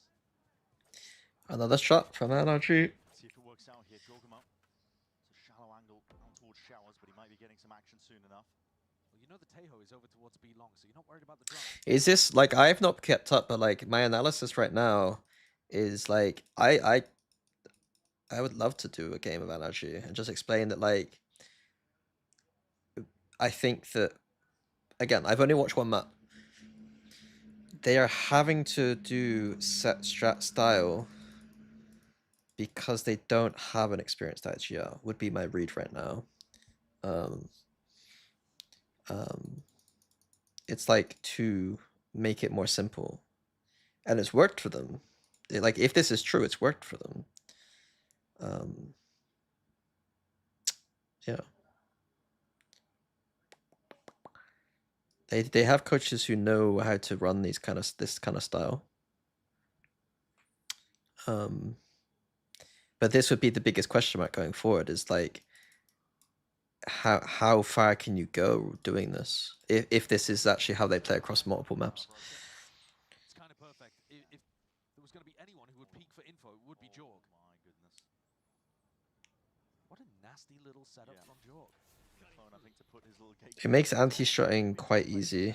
Not from Yoru. Early group stage would be harder to anti-strat NRG because they might have new struts, but then later on it'll be easier if they're not that comfortable running defaults.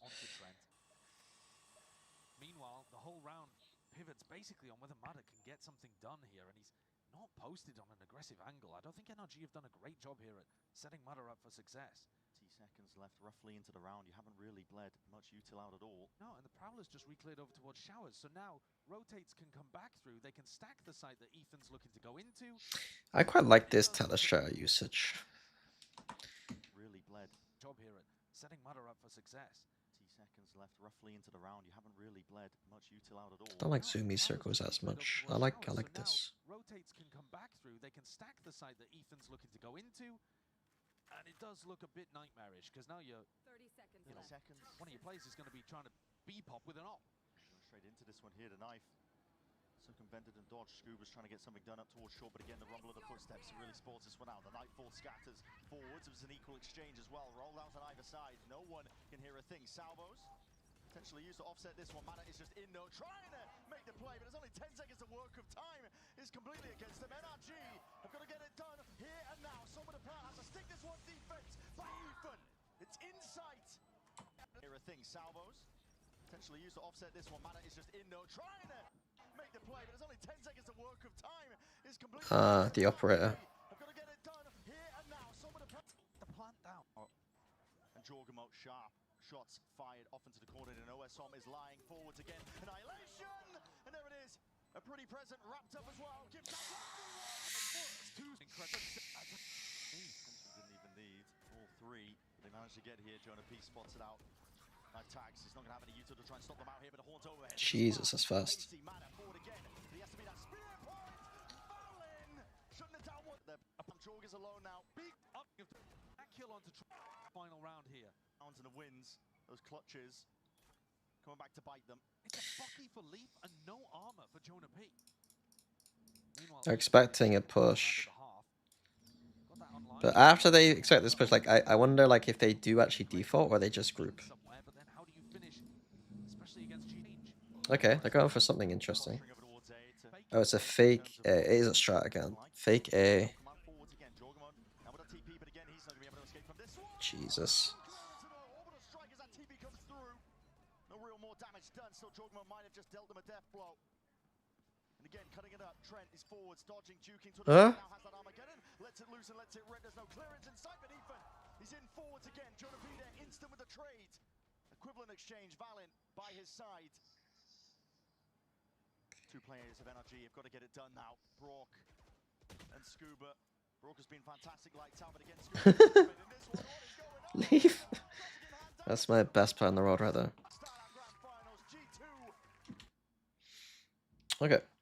It was okay. I think on reflection, the attack had some problems, and the defense was mostly just a very good read on NRG being a strat team.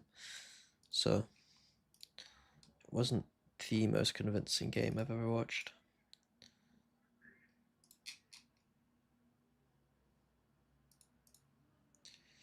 Lotus. Going to be a very easy map for NRG, but they can really start to apply the pressure, especially with how well they played on their bind defense. Yeah, we need a stylus. I agree, Cairo. Yeah. Yeah, I mean even the telestrator for desk is like the stylus is really difficult to press the buttons at the bottom, to be honest with you. The fact that they're looking a lot style on the table. Actually, for the rest of the map and the series here and now. Being Okay, so this is something to look at for straight away is G2's comp doesn't have the best rebel control. Obviously back when Teo had to regen salvos, they could afford to like salvo rebel a lot more. But the Yoru isn't a Raze or a Neon, so it has nothing to actually fight down here. The C's and the Teo salvos, the only thing they really have, maybe Paranoia.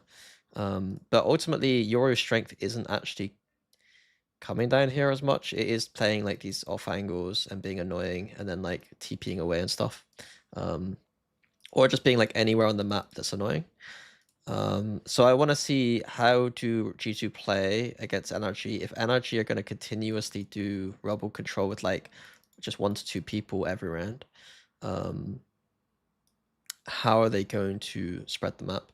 How do they play A specifically with no rebel control? set the tone potentially for the rest of the map and the series here and now. Prowler posturing, pushing Leaf out of the picture now. It's going to be a quick dash with the satchels. Matters straight in through the back. Nade clearing the way. Scuba. Jesus. Hello, there it is, straight through the clone. Not enough to protect Jorgemon. That's an early kill. It's going to be claimed, but this is a fast play by G2. They're sending Util back and forth, offloading it. Looking for a way to get back in. These anchor smokes though might be causing difficulties. 3 players spotted out there just from that drone. I'll be kind of annoyed if G2 win this round. This one's going to be landing. But tiptoeing around most of this site, looking for the shots to land. Damage done, and kills are being collected on the side of G2.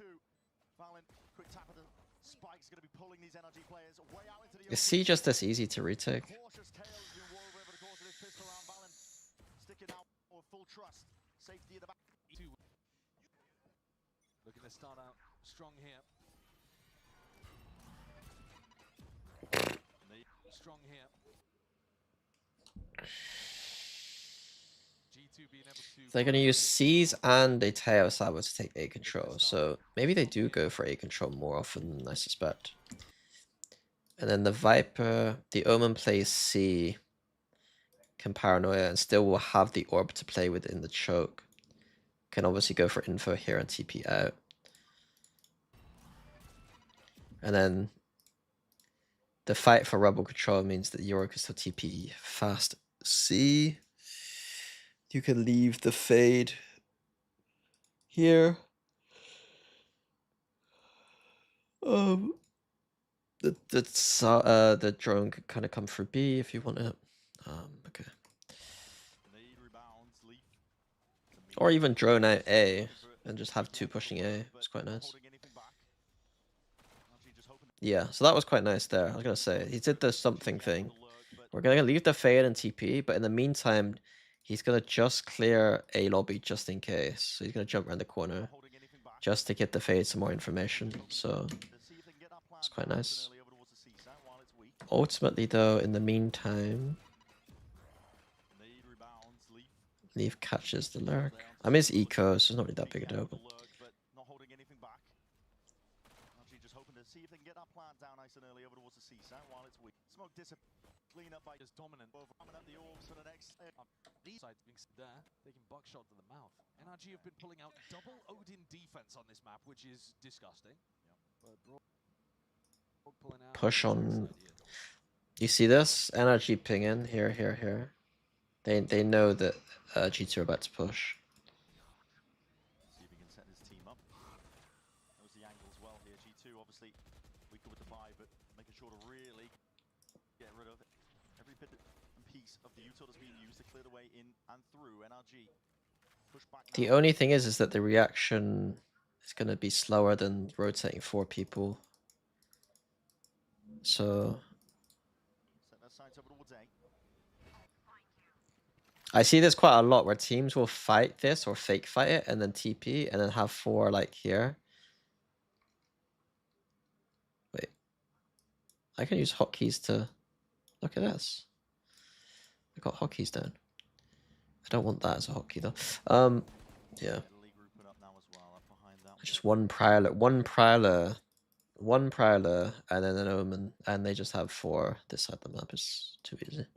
Trent forwards. Very free flowing when it comes to G2. They are taking a lot of risks to get that. If they're playing against no Sentinel here, I reckon that these 2 would push. If they're against no Sentinel, they would push right now. Across the board. Yeah, they have good control of Mount, good deep information over towards B, and a 3-player stack A. Seeing it now forwards. Pack mentality again. Jogmo's going to get that exit, but again towards the back of the site. It's one player. Trent is very much alone and isolated. Tries to swings out, takes that timing, but Matter with a better weaponry and a better timing of all of it. My take is that Ethan has to be the IGL if he's in a team with a low fragging IGL. Now towards that plan, Ethan gets it down. So actually looking to retreat now into the post plan. G2 Like I always thought the energy would struggle with FNS and Ethan because like they take up a lot of the same space in the team in a way. Jesus Christ. give another. He's already at the top of the leaderboards when it comes to these. Will be another one for his collection. I know exactly where he stands in an aid. Oh. Okay. That's unlucky. Running just against the lip of it. He's wondering what the hell's going on there. Trying to take the peak with 5 bullets left. Time ticking. No What do I mean by that? I mean, okay, I'll put it bluntly. Ethan is usually slightly more on the like support side of things. Like he's not like he can be a good fragger, but I would argue that like you're bringing in these kind of players, right, to be high fragging players, right? Like these are the high fraggers, and Ethan's like in the middle. And then if you have FNS, he's obviously like low fragger. So to me, it's like it's difficult. Like Ethan brings a lot of experience, FNS brings a lot of experience. You probably don't need both, and then also sacrificing fragging. In my opinion. I mean, okay. Ethan might have been a good fragger at this stage. I think overall his skill set isn't. It's a bit like Jonah, where it's like, sure, this stage he might be fragging, but I would argue that it's not his job. That's not his style. It's like his style is more supportive, not stats related activity. Of course, both of them at times in form can play very well. Why not Som as the IGL though? I would presume it's because you don't want to take the resources away from someone who could be one of the best players in the world. Whereas Ethan is a much more experienced person. And again, it suits his skill set, the way he plays, to IGL. And I don't think it doesn't support Som's skill set. Som's the kind of player that once he's lost his mechanics, he could probably IGL, you know? Yeah, they must have seen it. And now G2 actually looking to go back into a lurk clearing protocol potentially here and giving. That's Not that going smoke. for it. Oh no, he is. He's Prowler broken. Still NRG disrespect. Straight Manu past not that going for smoke. it. Oh no, he is. He's looping back. Cautious to begin with. Scuba. Interesting from Scuba. Nice little game plan from NRG, knowing that. So obviously, G2 could be 113, but they're also doing 203 sometimes. And so when they do this 203, like now 2-3, like B is massively open because there's no Senti, right? So Scuba just prodding that, like if someone saw him, he could have just walked the entire time. Yeah, they must have seen him. And now G2 actually looking to go back into a lurk. But they didn't know that. This is interesting. They weren't sure if he went back or not, or if someone had passed already. So the two players were just clearing out. So Potentially here. there's a lot of value that happened there. Knowing that Mana's gonna take that ult, so At the same time, they can't really hold C against this all. Good awareness from What are they Scuba. doing here? What the fuck are they doing? I'm surprised we don't see them like pushing it here. Are they gonna do something down here or something? I don't know. They're very far away from the fucking spike. Not really. With position for a fast retake. Obviously, they avoid the showstopper, which is great, but now they're going to have to just do a 5v5 set retake here. not entirely wasted with the showstopper because NRG have all that back. 1-1-1-3. Oh, of course, the positional advantage is huge for NRG. Massive right now, and a drone and a paranoid has to be used early on just to try and clear them out. So NRG leading out a util steadily. Orb's going to be looming up into the face of these G2 players again, trying to apply that pressure in through the door, but he angles. Watch for, and it's that crossfire setup. Scuba's still there. Door closing in their face. Time side a tick. Viper Orb on CT is nice. Yeah. Ultimately, nice round from NRG. Not much G2 could really have done, I don't think, though. Robert, this is what we were more expecting. Closer affair between the two teams, the middle of the map pool in this best of 5. Does trend that way? Should be expecting even fights. Yeah, I think all three of these maps coming up, Lotus, Ascent, and then Haven, should be barn burners. Yeah. They're really good for both teams. And not just super defense-sided maps. Now Ascent, Ascent could be. But Lotus... Hold them. Shank to the cat. He wants to try and cut this one up close to the corner, but that nade pushing him out. Salvos trying to help him out. Paranoia drifting in as well. NRG tiptoeing their way in through the side as well. The weaponry. Oh. There's no way, right? I like that they used the orb on deep CT. Bottle of water almost spat it out. That's filthy. I didn't realize it was that good when we saw it. With some ridiculous... Okay, that's him. Weaponry a little bit more even now on either side of things for G2 and NRG, but look at it, Jonah P again, a taste of their own medicine. Brock has been a menace. It must feel so awkward playing this comp on defense sometimes. I'd love to see them cook something up here with the two ults that they have. Fade ult to take the audio cues away, and Som ripping an ult deep into, you know, a pit or something like that. Definitely potential to cook, but NRG happy just taking a little bit of space, tapping the door and backing up. The Omen ult fade ult combo isn't very good on this map. I don't think. So, still deep control over all day. What Ethan's calling has done, though, is put Jorgamo on the same side as his gate crash here, so he doesn't have this fast teleport option to reinforce C. To leave here. Reveals the hand that he's... So he doesn't have this fast teleport. Ethan's calling has done, though, But he doesn't budge from his position in tree, so still deep control over all day. what Ethan's calling What's B main? they might be put off by the AWP. Makes it feel like there's more C players there. Yeah, potentially so. What are those shots? Straight through the wall. Slightest of angles. Trent's able to just maneuver his way back into the fight as well. Scuba down Once 20, again, alert but coming in. Salvos, 3 off the target. Still that plant is down and a pit unleashed. Pouring out now into the B side. It's gonna be Yoru. one in the side of G2 trying to take this one into the retake, but that is going to be the nightfall. Armageddon is all offloaded. And this Jesus is Christ. Switching to take this one into the retake, but that is going to be the nightfall. That's crazy. He's watching the flank. Offloaded, and this is chaos. So G2 are going to be thriving, pushing them out into the picture. Scuba still alive though, and that pit remains up. But G2 are going to be thriving. I'm surprised they didn't ult vertically. And then deal with this with like spam or something. Pushing them out into the picture. Scuba still alive though, and that pit remains up. Pesky problem for them, but it has to be that retreat down to the main angle, and the pit will fade. All players of G2 just need to take this one together.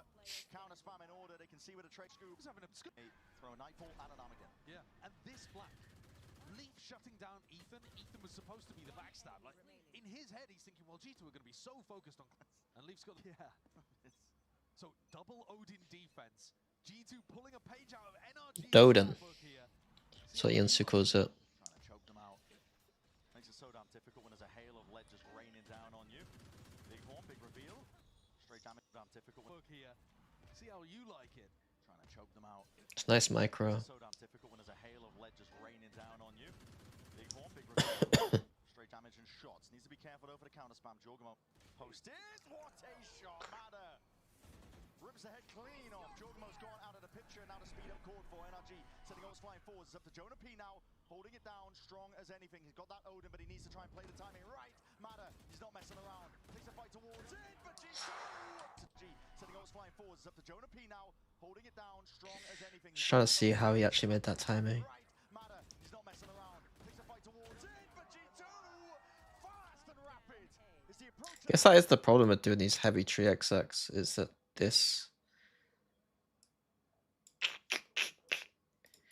is a play you can more reasonably do. Heavy licks this out. And Brock is left to do it all. In a 1v3 in this spot here can reclaim. Baby rage. Rage fit. Do you think Energy has a chance of winning if they play a bit more rest? If they had a bit more rest?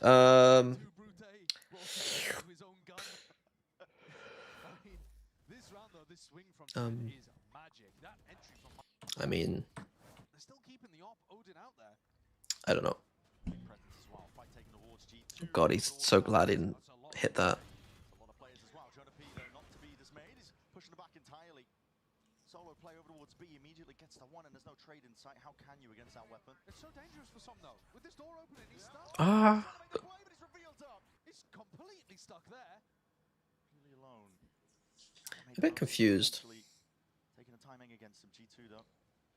Removed here, and look at that positioning, Trent! He's just dishing it out. Crosshair placement, perfect. Jorgamo missing a shot now, but I know exactly where Ethan is lying, and that plant down. I did see Riot's global power rankings, yeah. It's not bad, like considering it's an impossible system to use. It's not bad. It's not good. Jorgamo just looking to contain out towards spawn. The rest of his team steadily moving forwards. Snake bites rebounding, bullets flying forwards. Why do you want to nerf other weapons? Because the Odin is vastly underutilized for how powerful it is, and how powerful it is disgusting. Like, the problem is it is broken. It is a broken gun. It needs to be nerfed. The issue is that pro players don't use brains enough to pick that gun. It's absolutely broken.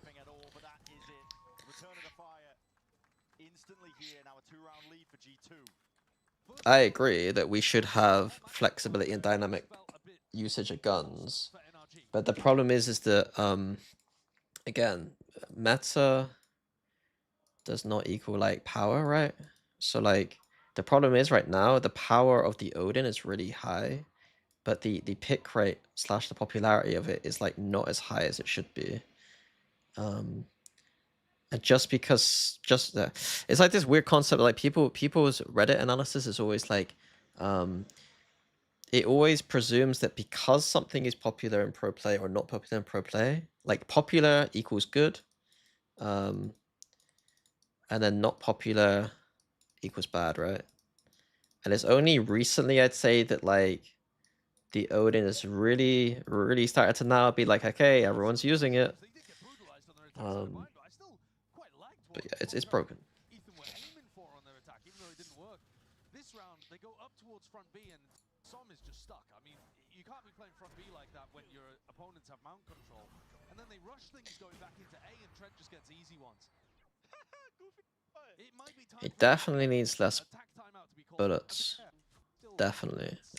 Like it definitely needs less bullets. It's not like he's not shooting individually, it's more just.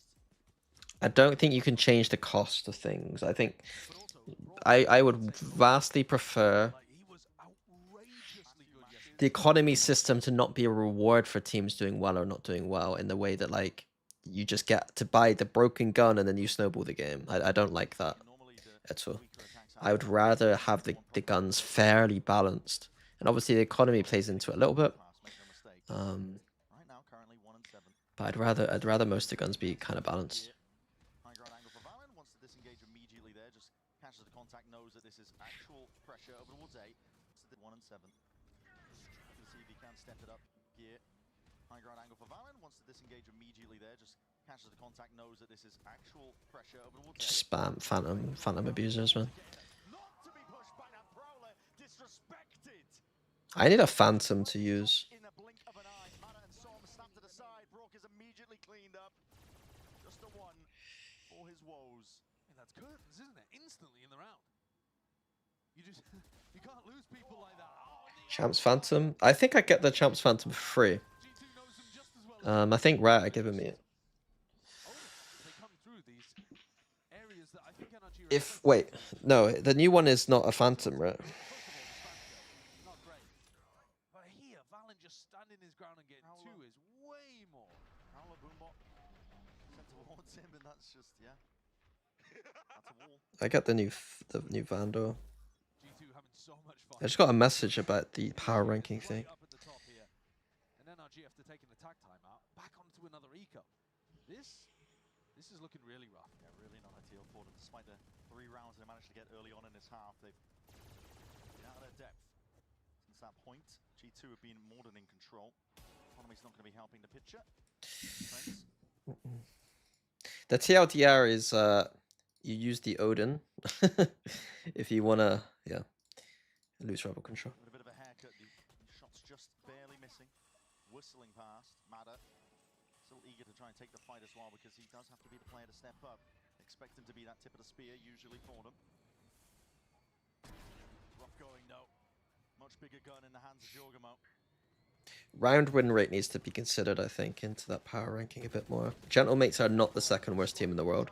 Wrangle control of the Odin in his hand, almost going down to a couple of more bullets. That's a shot to the body. Som with the marshal of his own. Gentlemates clear half the world, in my opinion. Who's being assaulted now in terms of that sight? Knocking at the door, NRG gaining a bit of ground. Still could be winnable with Brock's ult in the back pocket. Can we review Abyss VOD sometimes, please? Even out the fight once more. I mean, there hasn't been a Abyss to review. I don't really want to go back. Down, tempted here. Maybe we can go back. Weather the storm as well as a halo Who's your of dark horse champs winner? cuts it up close. Or spammable? Post plant still could be Could definitely even out the fight once more. Seeing Dark horse champs winner. and four. EDG? Plant down, tempted here. Som's just trying to weather the Is storm. that like that's a dark horse, right? Coming up over his head, Ethan. That's like when we say dark horse, like that's a proper dark horse right there. Right for here and now again to even this one out. The seas should be good. Still they're clearing this one all the way up, dissecting the site. Piece by piece, G2 cannot be stopped. Dawn's kill at the end, Brock would have to have an absolutely Waterfall spammable from main. You mean main is here? Waterfall is here. What do you mean?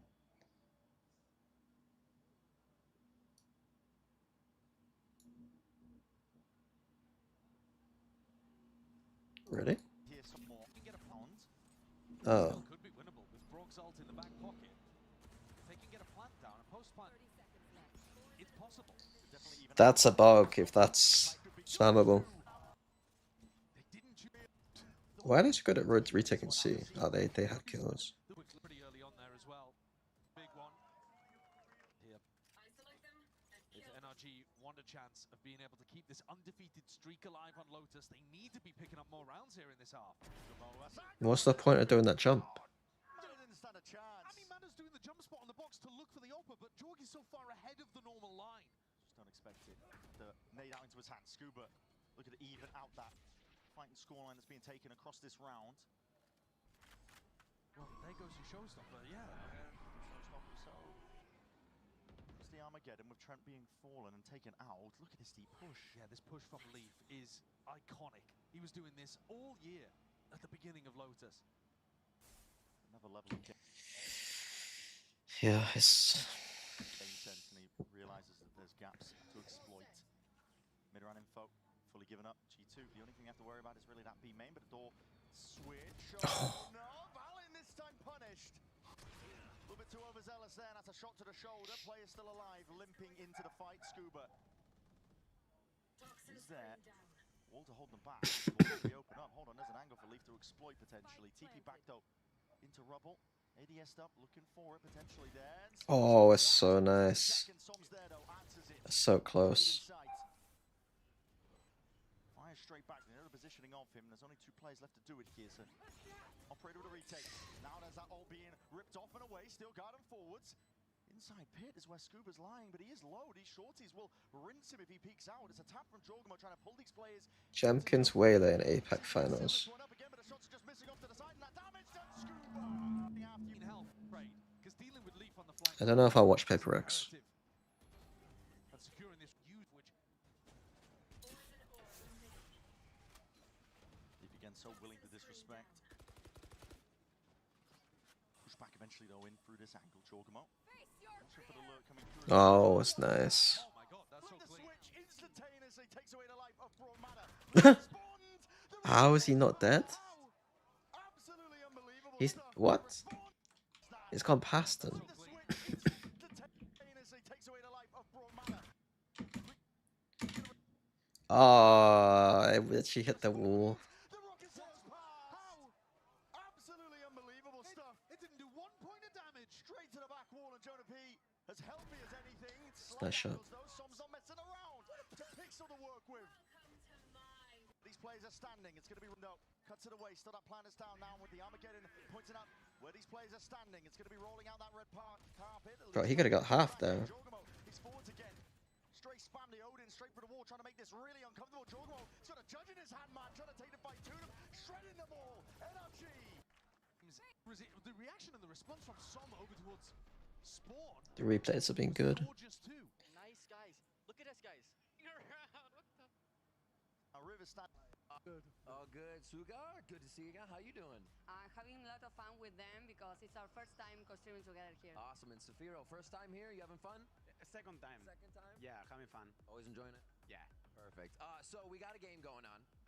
What are you feeling like? I mean, look, so. I don't like when the same team always wins, so I So we got Tracerus. Fine. I mean, good luck, strong start to get back into the match. If you're buying double Odin, so you need that. Oh, or to Raze or Yoru? It's a good question. I don't know. I think most people would say Yoru.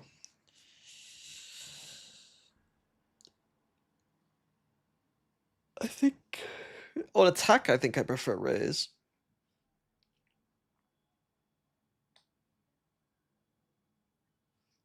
I think I prefer Raze, honestly. And that means you need the I could be wrong. The Yoru ult feels weird to me. better this stage than NRG have when it comes to that metric. Now, they've It also depends what site it is, I got guess. competition in the groups, so they may It have depends a what bit site it of is. going on, for sure.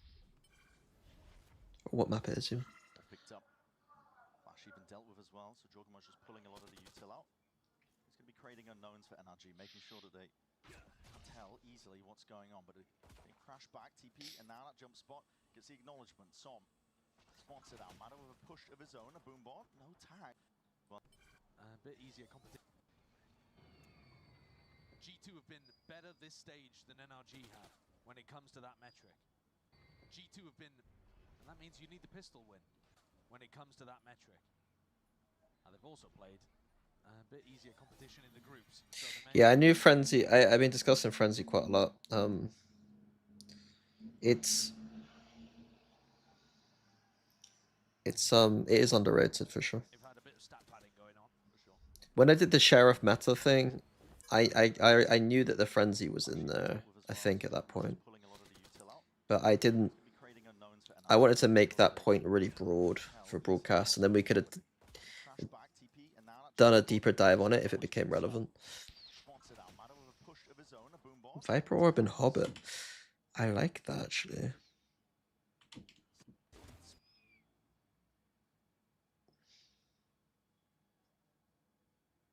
I like that.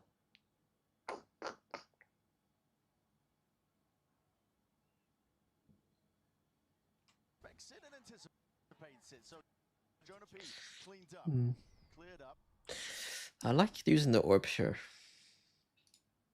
I don't know if they'll do it much more, but it's so easy to then scale it in and take Hobbit. Whilst also, if you need to pass Hobbit, you don't need to worry about Sorry.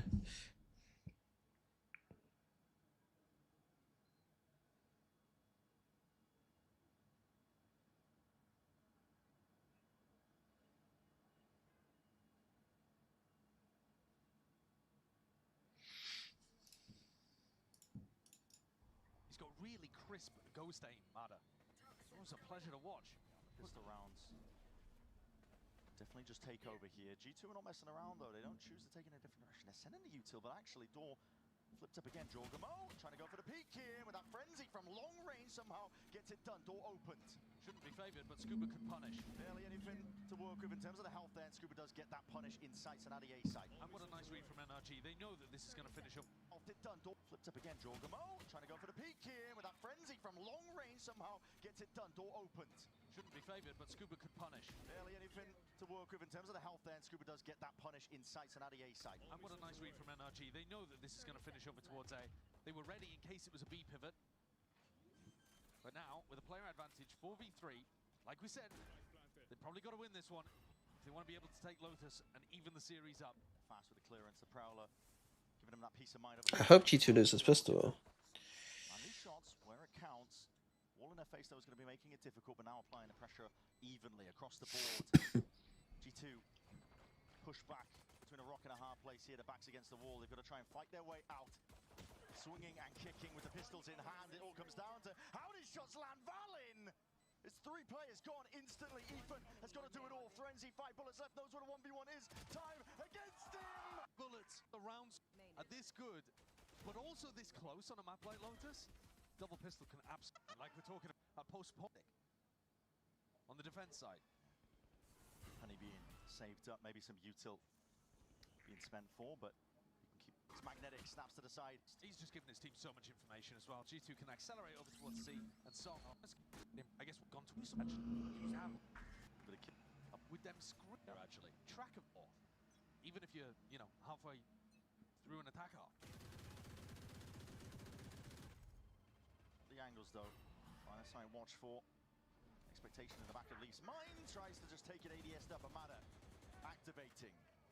Ain't no way you're shooting the body on the ground there while other players could be swinging through the smoke. That's crazy behavior. Trying to get the spirits back up perhaps when you're down 4 rounds. Taking whatever you can get here. Double Odin. Trent makes it feel like pressure could be over towards B main. Maybe more than one player. G2 obviously still working with that weaker weaponry. This is all coming into Scuba, and I don't think he realizes it. Flash in his face. Yeah, he's going to be pushed back against the wall. Thorn's going to be dead. This player's already there though. Chomping at the bit to get a piece of him. Trent's going to have to offload that stun just to try and get them out and away. Still squaring up. What is my that? God, those shots. The door's open wide. I mean, Trent wasn't even helping him take that fight. Okay, it's over. Map away. This was peak from but we could have just looked at 2 of the most impactful rounds in the entirety of the grand finals. Round 13, round 15. That was a good head-to-head replay. In the making. Salvos though prevent that push forwards and pass. And back Valin is forwards. He Wait, it's over. On top. He's like, look, maybe because of the lighter weaponry, maybe because of the util that they turned earlier on. I don't know exactly why. But Double Odin and Operator? They're so greedy, man. This is the kind of greed you read about in the Bible. Is that the meme? Oh, okay. Never mind. He's going to be getting that punish online, but Som doesn't have the gun. Keeps away from it. Waiting for the bullets to come flying forwards. Jonas looking for that sound. Yeah, NRG don't really fight for rubble that much. They do play passive though.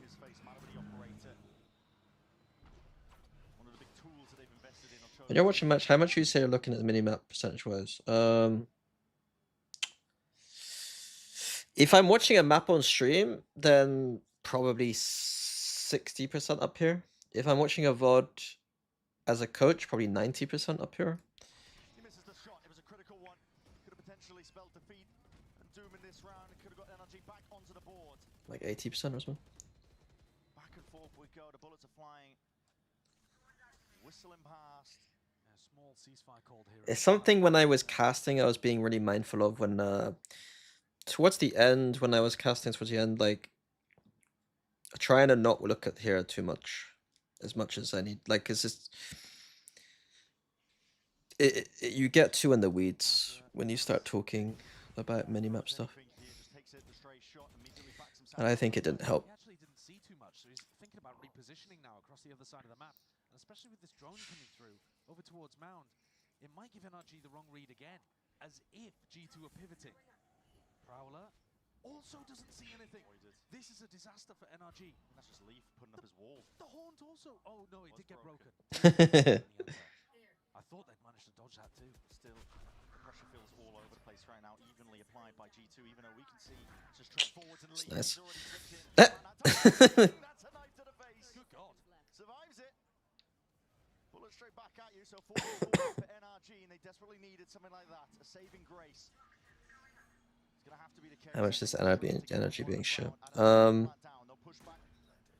I don't know what you mean. It's G2 are a very good team. And energy are decent, but also, in the night, yeah, Leaf has taken a timing up through stairs. All the way forwards, Valen with the peak again, snapping to them. Magnetic and poetry in motion as a 12th round is claimed out. G2 are just on that cusp. Valen is having a monster performance out here. And this snap onto Brogue, shut down, and even this final one pointed also in his sights. One more round here for G2 and leading this best of 5 grand finals by 2. Not the start that NRG were hoping for whatsoever. They've been shut out. And a fast play straight up through B as well, pushing back entirely with this Yuto. Valen is cutting up close with the corners now, trying to hold this one back. Leaf does drop. am I changing my opinion about Leaf? Could be pried open. Plant's still going to be going down and committed. Trent opts into it. Prowler catching. Needs to be more of a pushback. Signs of life as well from either side as positions trying to be gained. Valen can't get out in time. A TP just not able to disconnect from that seize. Damage is being done. This is NRG putting it together bit by bit. Bullet by bullet. Do you think there would be a double sentinel meta? What do you mean? There is a double sentinel. Like, what do you mean? Vice Chamber is meta? NRG are not done yet in this map. They need 7 in a row. It's not This the is meta, but it is one of the metas. things even to overtime. My opinion on Leaf was that he was going to be the #1 player after Champs. And they'd have to pull off a reverse sweep. It is going to Grot to rip away all audio cues. You can pull a set strat out here. Jorg's Judge. Deadly combination. Mada has got to be that first line of defense, and he's already stepping forwards again, feeling it like it could be that fake pressure. 2 players gone. Nightfall as well. Wants to really lock this one down. No way. Nevertheless, Jorg in and out, and a kill claim. 3 versus 3. Mada has got to be that first line of defense, and he's already stepping forwards again, feeling it like it could be that fake pressure. 2 players gone. Nightfall as well. Wants to really lock this one down, but it's cleaned up nevertheless. Jorg in and out, and a kill claim. 3 versus 3. It's where it's settling now. It's gone. Nightfall as well. Wants to really lock this one Sorry, down. I was looking at micro. Down. Big deal. Danger on the flank. Scuba drifting in, and Valen's cleaned them up. This is 2v2. Still Alive. And with that Vice pressure able to be applied. and the wall goes up as well. He's going to have the perfect angle to potentially spam this one out. He hears the footsteps forwards again. It's damage. Just tickling them from the side. What a timing to take by Som. Already pressed. He won This thing. Big 5. NRG. here. The start in the direction of towards A Rubble. G2 again. Pressure being sent on either side. Really, Jordan with that flash overhead. Deep Prowler out of B. Ethan. Eking. It's a weird Vipro. Honestly, no damage really done here, but he is dicing with death in a position like that. But risks, perhaps, is what he feels like he needs to take. I really like this pick coming out from Scuba. Applies pressure if you go A or B. Straight shots, you got to be careful. Danger lurking around every corner. One of these rounds where G2 are going to look to try to apply a little bit of pressure. Yeah, I think I like it. Odin, Vice. The only thing is that C is wide open, in my opinion. Like, I guess I'd be interested to see what happens when they push through the smoke. If they do, how much they rotate across. But they are at a disadvantage. I would hope that the Viper Orb is still C. I mean, Mount is the only place where they don't have that. If it is, then it's fine. Som's got to be Yeah, careful. it's okay. Quite nice defense macro. Diligence there, but a horn Is that the live Viper ult? I mean, we've used it before. I don't know who did it first. I felt since the deadlock buffs, and especially after the chamber buff, that Sensi roll is overtuned compared to every roll. Should be running double Sensi. I don't think deadlock pairs as well with chamber though. I think that chamber vice or chamber sage seem really nice right now. Hello, Corazon. Gets the exit though, survives with his life intact. Nade is primed as time that's been bled up. Nah, I think double Sentinel comp. I think the double Sentinel comps are better than the double controller comps, to be honest. Towards the top. It's like I think even though I put in my Splash knows where this can be expected out. coach potatoes thing, I'd probably run a lot of double controller. I think the double Sentinel stuff's looking good. You just have to be careful running double Sentinel into the Judas, I think. I guess you could say the same about double controller. Side by side, him and Ethan. Combine their might, they do collect those kills, and time is completely against G2. Ethan knows it. Position Ethan also not great there for G2 because, you know, Trent utilizing that ultimate that could have been safe to close out the game. G2 are just throwing caution into the wind, but opening like this, like you said, the ults are being thrown around. Is a fair like, just really whatever works in around here, but these are the big win cons that are being lost down for G2. They're gonna take that man. Well, he didn't get the wall. Trigger the wall. Oh, he did. Jesus. Takes so long. Deep push on A Rubble. They have a high low over towards B. They have two players stacking on C. Not as good as a hold as you could really hope for, and even look at It's interesting. Micro. Played by Primed. Sees the Yuto flying forwards now. He is cut up and isolated onto the side. Bro needs to defend him from this spot. I quite like that. That's like a... You could do that in ranked, right? You just sit here. If you have a teammate with you. Played by Primed. Sees the Yuto flying forwards now. He is cut up and isolated. And then you can take the timing if you want to. This spot. Crouched up down to the side. Jorgemon Oh, Scuba was getting owned this game. G2 overwhelming now. Doesn't matter that he got the weaker weaponry in the end. They have taken the fight straight to them. Carving pieces out of NRG. It's the Jorgemon that looks angry right now. Corrode Vice Deadlock. For a misstep on a prior round, a chance of redemption. Ults are being offloaded. I'm not convinced by Deadlock Vice. I don't think Deadlock Vice Immediately disengaging. combines well. To survive in this map. To give them a chance, a glimmer. Vice Chamber and Vice. But it's anything but easy. Vice Chamber and Sage Chamber combined together, in my opinion. Across the board, and Jorgemon is going to be taking that peek and that timing perfectly off of it. 13 to Do you think Fnatic has a good chance to win champs? I think they're like 5th or 6th in the list of teams. And a great recovery in that straight out Maybe. that happens like, and it Could be slightly higher. Could be 4th, 5th, 6th, I don't know.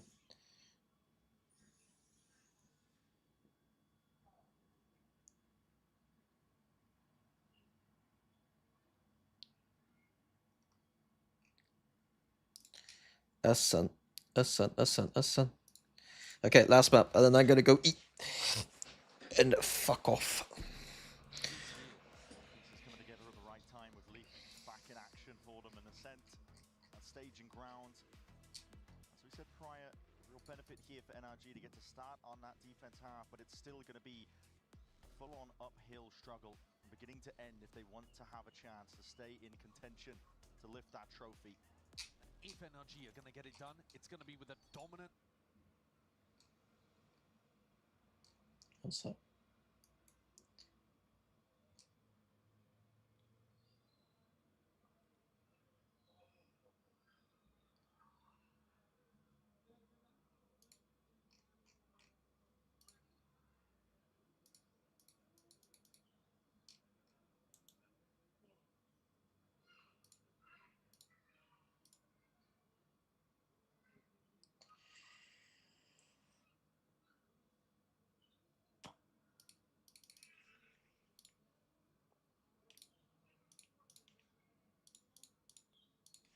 Half right here. So G2, if they can win a pistol, will throw a wrench. Vice will deep. Vice flash. Okay, so B main default. Okay, so this is their B main default. The one that like I think Slicky's been talking about Fnatic need a B main default, right? So they use the recon flash smoke. It's a lot of resources to take B main, to be honest. It does seem like a lot. And then they have the Yori TP across mid to go take middle afterwards. in the hands of these NRG players. It'll be very nice if they're able to do this default without having to use the smoke, because then they could actually do it sometimes and then just instantly be exec.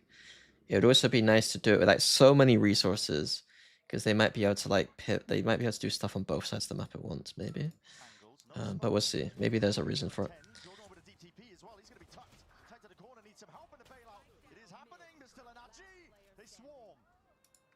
Into that spot too. Some, but now swap So Energy do a good mid fight. Players. What did they do with the mid fight? works instantly. Sheriff's in the hands of these NRG players, looking towards the mid angles. No smokes. They just walk out. Their intent. It's not recon flash, it's just a walkout. Tight to the corner, needs some So they think that G2 are coming here, so they just fight middle. I think. Ethan with the shorty back B side. And you want to get things started early. You want the economy to start rolling. You want to be able to afford Mada, the operator. He's just won them the pistol round. He had light armor. I've never checked.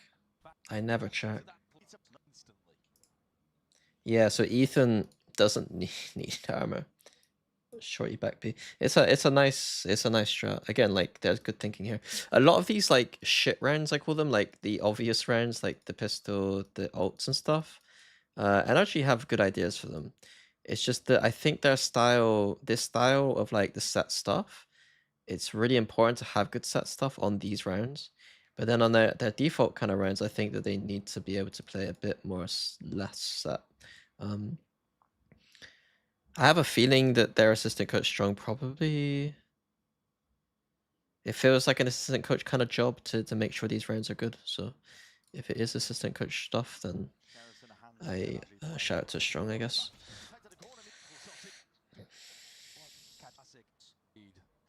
life immediately. Early. You want the economy to start rolling. Some of these shots than the for bonk reasons the score was so lopsided against them.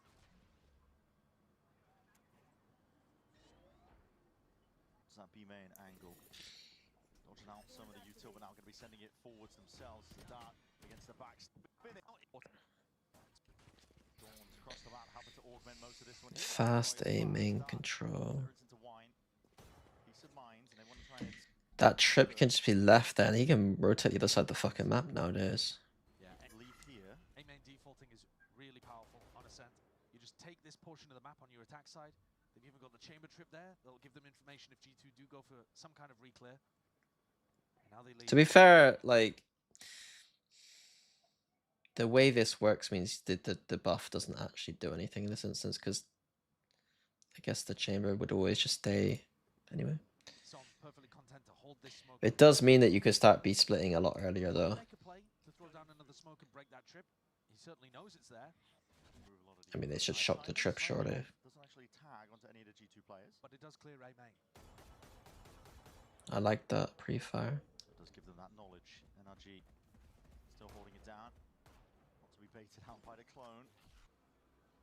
Looks like pressure over towards that cat area. Still a flash into the face. Mada this time wants to square up. Take the challenge as a test. He's going to be facing, especially these players are slowly, steadily grouping up in front of him. It comes down to reaction times. Turn and a twist. He's just trying to avoid most of that. Aya coming his way alongside the flash, and a pathing is unique. G2 trying to take this one in a most of that. Vice Aya flash coming is his way alongside nice. the flash, and a pathing is unique.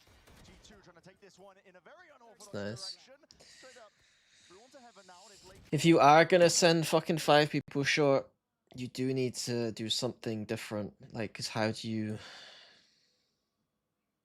Yeah, how do you clear out that main? I guess the trip is here, so it is surprising they don't go this way and just clear the smoke. This one in a watchful eye. Don't have control of A main. I like the overall concept. Lying in wait, but unless they walk into him, He smoked off the trip, so they thought it was clear. perfectly playing outside of that timing, even picking up a gun as well with that TP, so could be a threat Damage is also important here. from this spot. Deep smoke and make it clear. To have line, they like to escort the chamber around the map, but you know, you've also got Jorgamo's ultimate, Jonah P's ultimate that you can craft entire attack strategies with. Really speed up some rounds. Doesn't have to be all slow going with a double sentinel.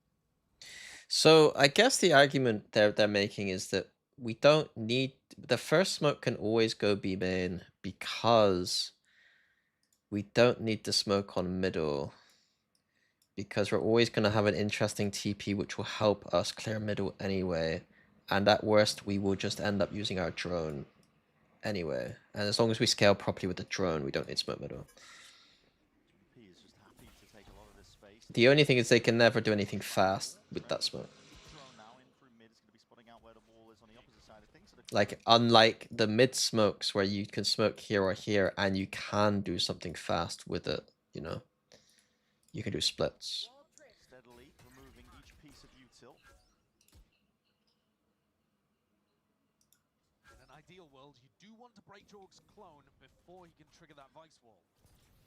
Flashing a repeat potentially there. Ethan getting antsy, looking for action. And Mada's just been posted with his op in A main this whole round. He's really confident that they're going to be going back into him. Looks like he does have somewhat of the right read. Bring in towards the top here, but a flash through. Medard That's a nice Stop has that recon. paranoia, though, saved in the back pocket. Pushes them back once more.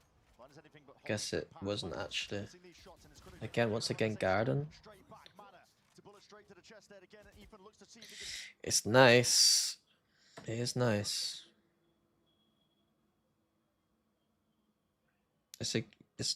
Yeah. If you're not gonna have two players main to drone out, like coming up here makes a lot of sense. Because you can't, if you only have one person here, you can't actually clear out main. So like you'd have to reverse clear main, which means you got your back to heaven. So you might as well just go up here, control all this stuff, and then just crunch. Pushes them back once more. Blind as anything but hopping straight past. Mada's just missing these shots, and it's critical again. You're going to run the same strat straight back. Mada to bullet straight to the chest there again, and Ethan looks to see if he can seal this one up. There's cracks in the defense once more, and the approach is coming from multiple It's directions. a big but kill. Stunted, stopped. Mada still. It's going to be isolated, left alone here, and there's too much to really over. Oh, that's unlucky. Out is Wanston on potentially the body straight into the smoke, and the dart is dealt with, but shot missed again. Leaf.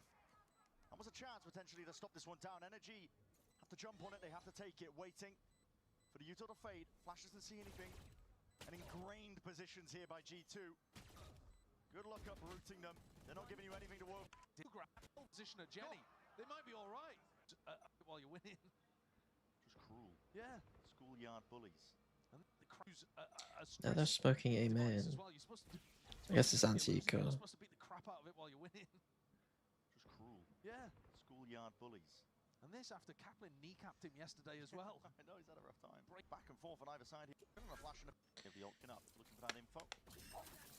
Gets it, seeing if he can look to put the hurt on it, and it's been applied in terms of that pressure. The heat turned up onto this site anchor. Scuba from this spot have to really see. With these like peace. No missing elements here. Just putting pressure on people and taking map control piece by piece. They love doing that smoke. They love doing the smoke so that you can't. Like with this smoke, you can always like run through it, right? And take an angle. Whereas this smoke, the only thing you can do is take the angle here. Because if you run forward through the smoke, you're kind of dead. So it's interesting. Money in the hands Bit of of micro. NRG. Obvi up in mid. Converted into guns. Got to start getting something done with this one, Mada. Mm. Knows the angle. So tight to the timing. Flash into your face as well. That's going to be avoided now. Looking to post his way back up, but there's many angles to account for. Smoke in your face. You're going to have to give this way back. Knows the angle. So tight to the timing. Flash into your face as well. That's going to be avoided now. Looking to post his way back up, but there's many angles to account for. Smoke in your face. You're going to have to give that one up. Quick reposition now, but he could still find some action. Both teams doing a decent job at pushing people away in mid. Really diligent. Bated breath, going to be holding this one down, and Ethan looking like he might want to get more active again, calling for Mada's hold. Mada's got to think. They could be posted on this. They're just holding forward again in different directions. Anti-flash for the one, off angle on the other. Does Trent see a tip of a barrel here if Mada goes slightly deeper? Not. Just holding for the reaction. G2 are moving over there. That's a shot to the dome. Mada barely alive. Ult's now going to be offloaded as a steel guard, and Ethan is very much alone and isolated. Going to try and hold this one back. Hunter's Fury from Brock. That's across the map. Tries to supplement and reinforce most of this hit coming through, but Mada with an updraft, just barely escaping. Dodging and juking, but Hunter's Fury doing a ton of damage in the process. These NRG players are now feeling the hurt. It's a boiling point being reached onto this site, and it's all about whether you can weather the storm. Mada, again, there's just too much to account for. These G2 players. It's crazy. Stopped. Domination. But ton of damage, but Mada with an updraft, just barely escaping. Dodging and juking, but Hunter's Fury doing a ton of damage in the process. Why is Mada not just fucking jail right now, though? Like, what's he trying to do, man? I guess he misunderstood the timing in which G2 were attacking. But the Vice Wall was still up. Squaring up, damage to the Brock, and he's going to be dishing it out either way here. Valent is low as anything. The flash and the peak is good. NRG starting to find their way back in. Dropping down, it's Scuba with an absolutely insane play, but Trent, sharp, magnetic, straight. Looks like what Trent was doing all throughout on the big stage. They're under who's still with things to work with. And this slow chip away with the map controllers caused a lot of problems for NRG. Paranoia flash, dart on top of it. It makes it feel like it's a bit of a tiles crunch as well, but there's no other follow-up TP. This is a very specific read. Takes up the space here. Cuts it up close again, but anticipated by Leaf. That's so smart. Every step of the procedure. It's like G2 know ahead of time. He's not pressing E. Mada feeling like he has to take matters into his own hands. He's taking a peek, but no dash active. On the well, first just an ult picked up Whiffy from Ethan. Hasn't missed a step the entire time since he's inserted himself back into this roster here. NRG are left to scrap together whatever they can, really. It's blades in the hand of Mada. Sharpened and shined at the ready, looking for a head to just snap clean off. G2 playing this one very cautiously because last couple of rounds NRG have tried to increase the tempo. They're expecting that to have been the call from Bonka in the timeout. Mada wants to take a timing past that drone. Is he bold enough to go for the peak? Come forwards, not broken in time. It's war triggered, and slowly but surely this has fallen to pieces. NRG now feeling that pressure once more. Heat turned up onto the pot. It's a boiling temperature that's being reached when you're feeling that pressure from the dimensional. Jorgamo, a little bit too overzealous there. Just expecting the rest of his team to help him out, but they contact call it all the way. It's abuse on Garden, it's nice. Mada's going to be returned at least with that fire. 1-for-1, Scuba tight. Oh, there's no way. G2 have always been good at this. Where like they leave the lurk on B. Always leaving a cancel option B when they do heavy short stuff. I do like this. It's something I've not thought about enough. Surely this has fallen to pieces. NRG now feeling the pressure once more. Heat turned up onto the pot to boil it. Reach when you're feeling that pressure from the dimensional drift. Jorgamo. If G2 win chats, would that be the strongest year by any team in franchising? Yeah. No. Maybe actually. Maybe. Really nicely called from G2, but all of this set up because Jonah somehow Nah. Nah. If they won Toronto and they won champs, yes. I think beating up NA doesn't. I find in Scuba in logs. It's a round where it was looking like the best chance in a long time for NRG to do anything, but still. I put an replay. Yeah, back to grass. Soft broadly open when you're playing up high. You might go on another level. Just off frame. Aggro would all towards B main, but I'm going to see some Utah going on either side of things. Matters forward. Feeling like he has to really lay claim to the life. Jonah P is dropped. I think that Gen G last year, if they had done well at champs, it would have been an extremely good year. Like G2 bombed out Toronto too early. To be honest. If they got second at Toronto, second at Bangkok, and then one champs, then yeah, I'd say. A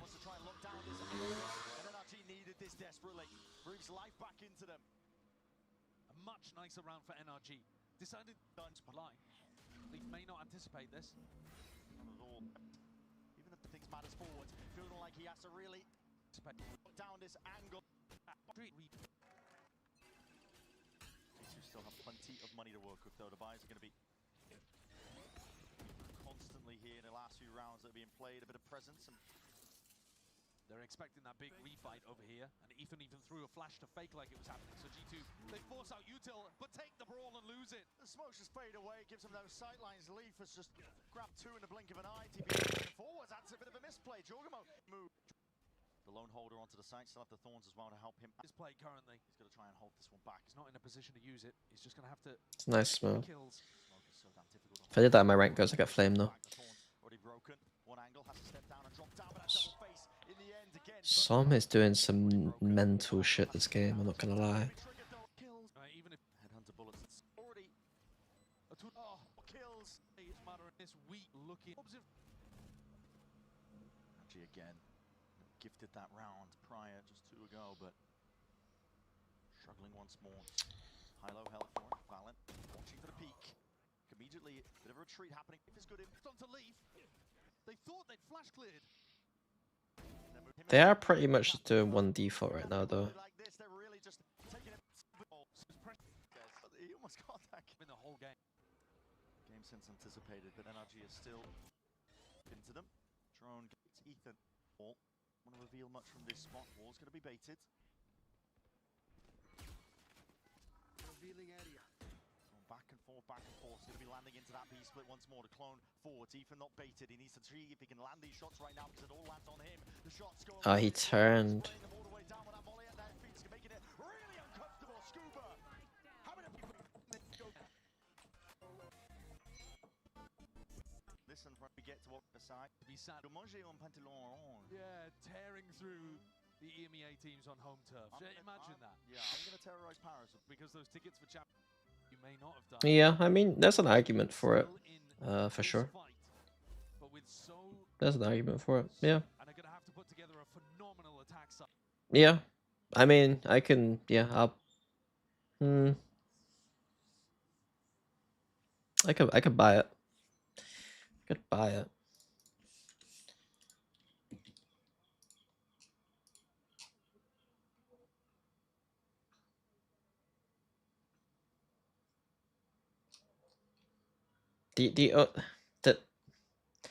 The biggest difference would be to me.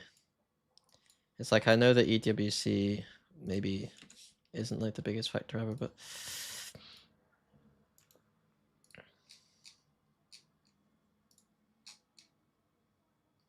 it's like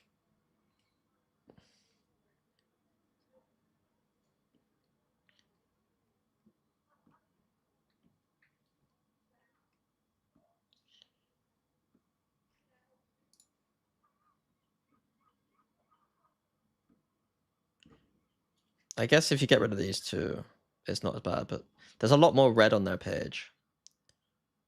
You know? There's a lot more red. But I do think it's probably more impressive to do what they're doing in this era. But regionally, yeah. I mean, they have to win champs first before we even enter that conversation, which is obviously a pretty big thing.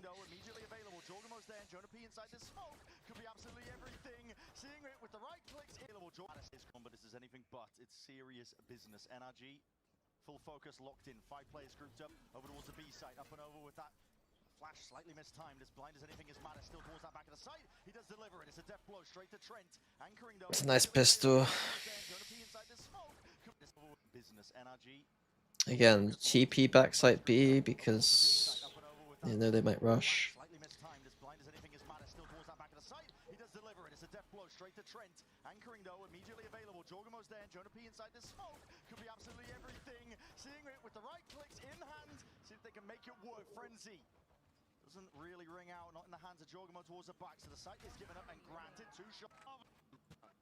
Some Util held it here. That one smoke popped up in through it. What do you think the reasons are for them not ever crossing the finish line? Like Josh wasn't able to answer that question. He said in an interview. What do you mean? They've only been in one final ever, right? What? What? Never crossing the finish line. I mean, they've only had one finish line. 2 finals?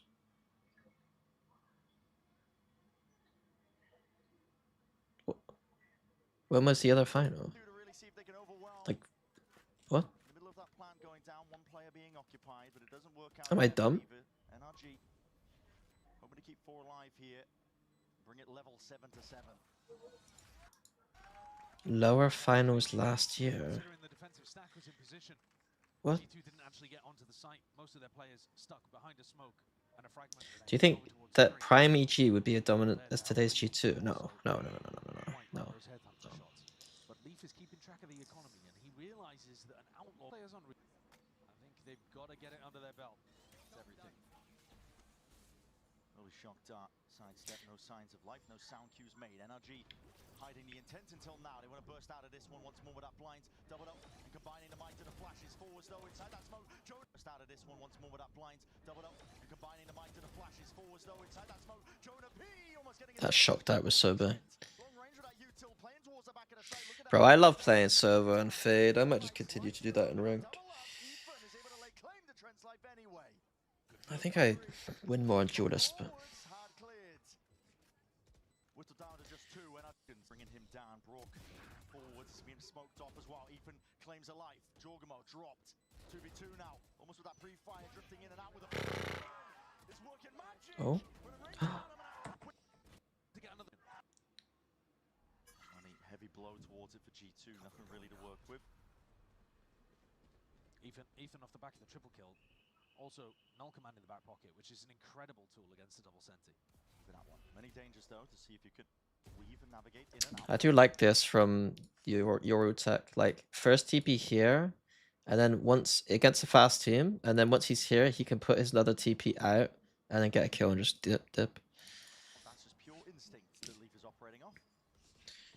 Being used as awkward by trying to take instantly. It's just eco though. Pounce onto the immediately. To side to escape. Okay. Waiting for a potential user to be made, and he's going to pounce onto the chance. Damage done. Almost connecting. It's snappy from NRG. They're able to just immediately elastic finish all the way back and finding their way over G2. Still getting it done. Why did they look away from the smoke? Here. You can see the positioning of Jonah P. He's waiting in spawn to try and play out of range.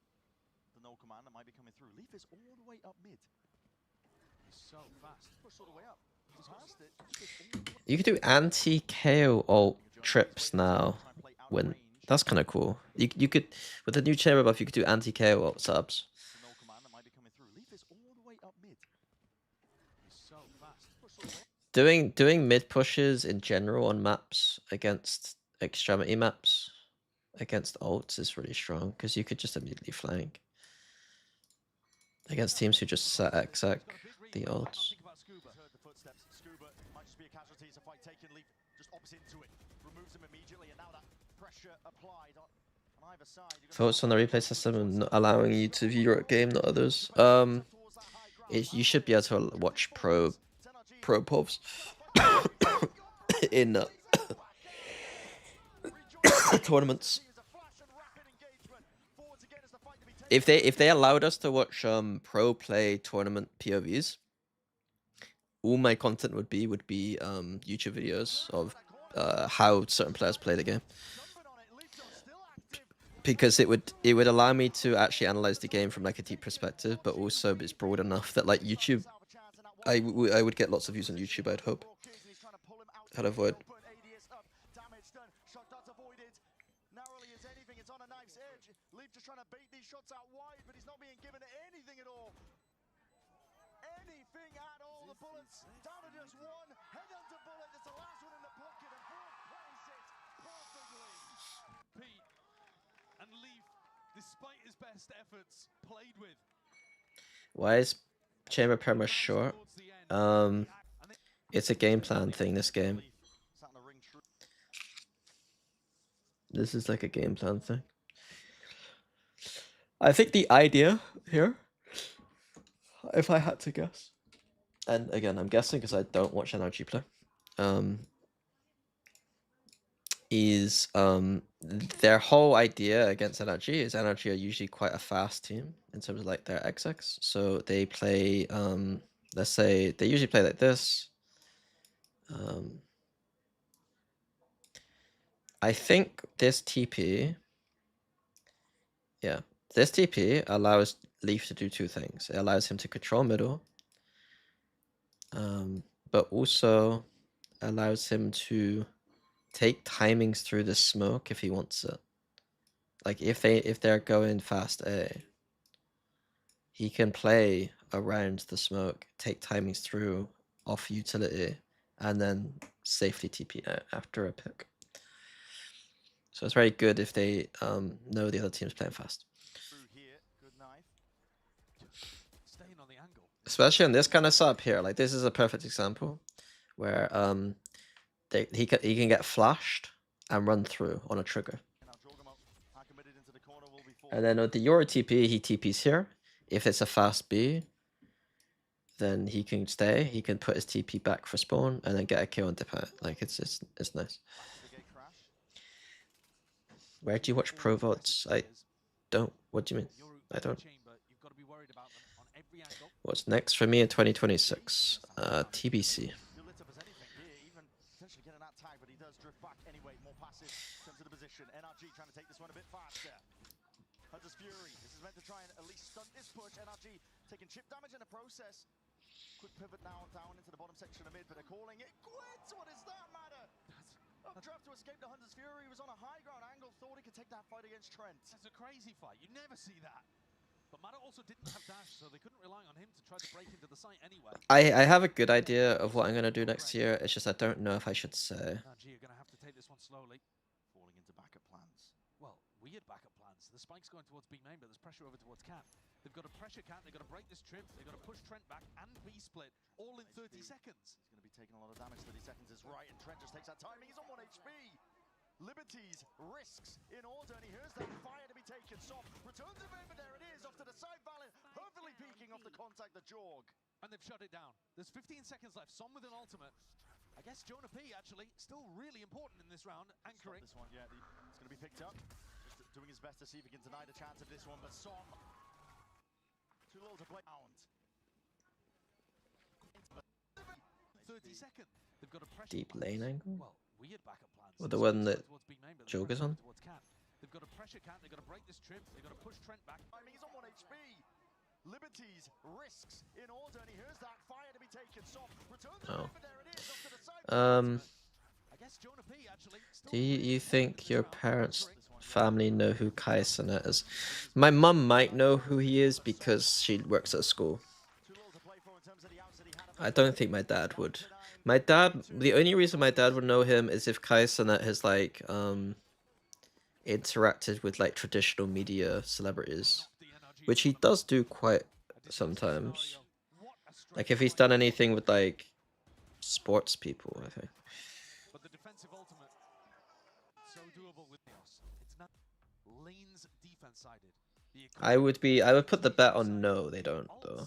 Lean G2 sided, like all of the intangibles here have been G expected they done this. talk to them here and adjust the game plan, maybe even give them a But again, I think my mum would be more likely because she works at school. Normally you'd be thinking about adjustments to come for the rifle rounds, and I'm sure he'll give those as well, but here and now, Scuba seems to be the action player. Oh, they're going fast. This is rapid, man. They want to send it flying forwards anyway. Updraft and a dash. Gonna be missing this one into the Jenny angle. Jonah P straight there. There's Thorns. Gonna be cutting the 1 sec.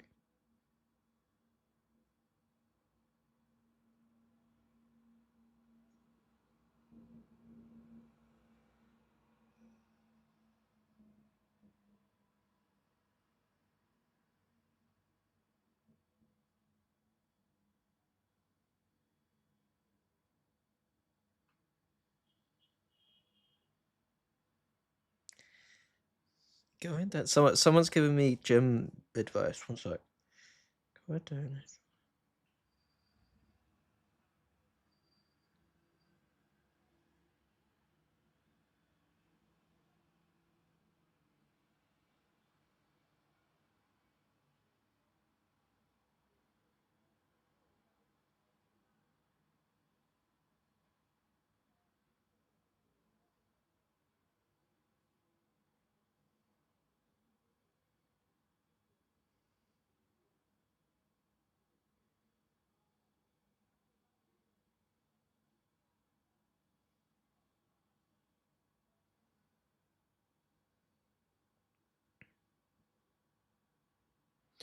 Um, All the way out here, deep smoke again. gym advice from my friend. Like, there's this thing when I deadlift, where when I can do the hard part of a deadlift, but putting the weight back down, I always end up almost fucking my back up. And so my friend took a video and sent it to one of my friends, who has been going to the gym for a long time. Fun again. The bullets are ringing and raining out true. Jonah P, you can't do it to him. It's really annoying because my deadlift would be like, Nearly got the ace I could probably do like, as well, which would have been an absurd clip. But he just I don't shuts it know. down. Great pick off on Mata instantly, who slightly messed up his entry. I think the most I've done was like 85, but I can't go higher because I will hurt my back otherwise, and I need to fix my form before I actually do anything heavier. Keep running it down. You can't call for. Oh. Yo. They actually think about that, you two. Placing wall trap. I think the way I think about it is they just actually interact the vice in the chamber quite a lot. This game feels like a defense game plan of trying to beat NRG specifically, rather than like thinking as much about the interactions. Feeling themselves now. Yeah, I mean that is a strat that a lot of teams have been attempting to run against. What did I miss? Path in, but you can still get a good job done from where he landed at Jenny. Almost had the jump on Jonah, but the thorns are the biggest issue. Anytime you're going to try to go fast like that, this double senti comp is going to eat you up. Yo, what did Balance say last time? Keep running it down. You can't call for. Oh. Yo. To be honest with you, it's not the worst analysis I've ever heard.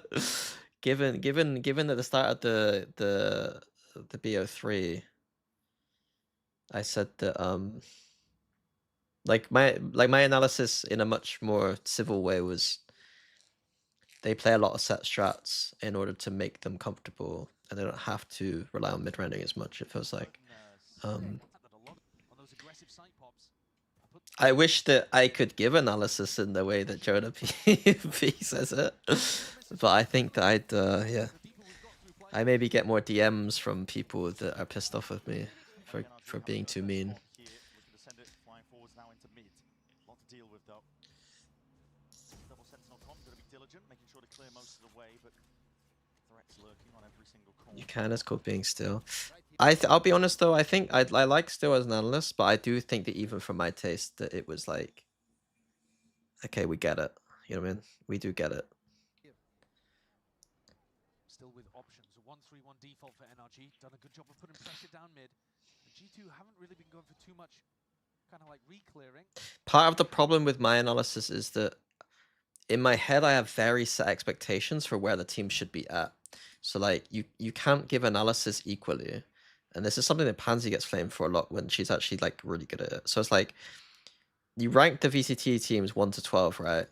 And then like the higher they are on that list of 12 is the harsher you should be with your analysis, in my opinion. And so I've been very harsh towards some of these like mid-table teams that like, well, higher teams that should be pushing higher, but are like just above the middle. And I don't think that was appreciated. Sit on sites with their double sentinel composition. Here's Leaf on an aggro angle. Really wants to disrespect most of that Yuto coming forwards. But I will continue to do it. Seconds roughly left. Steel Garden. Energy are going to try and make a go for this one, but it's a Steel Garden to meet them. In through the back. Not going to do much about Leaf's util, but a paranoia sweeps anyway. It's G2 trying to put a stop to this. Fine time for the rest of the team. Still also comes from an environment in which like it is normal to be mean about teams. Like Counter-Strike, you are allowed to just be mean. And like even on Plat Chat the other day, like I remember saying like, do Na'Vi deserve Rukzik? And I didn't think that was like the biggest hot take ever. Like I didn't think that was being mean. Like, and then like Chober was quite like, oh, I think you mean it more like this. And I was thinking, no, I don't mean it a different way. I mean it like, do they deserve Rukzik? Like I wasn't like, I didn't mean it either way.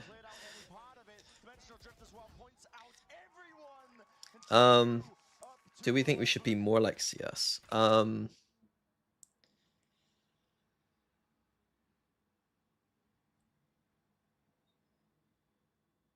Yes, we should be more like CS. I think that the things that I'm thinking a lot about for broadcast stuff is like, I don't think we ping pong discussion as much as we should, and I don't think we're harsh enough. I think both of those critical in the game. I think these are the three aspects that I'm thinking about more. I think our desks are quite like, it feels like it goes, it's almost like that happens a lot, where it's like, yeah, we don't back and forth as much as I think. And like a lot of this is to do with me, you know, like I expect a lot from myself and I'm new. So it's like, I need to get better, but, Even with the ultimate, NRG can't get across the line. yeah, like desk segments, like we don't back and forth as much as we should.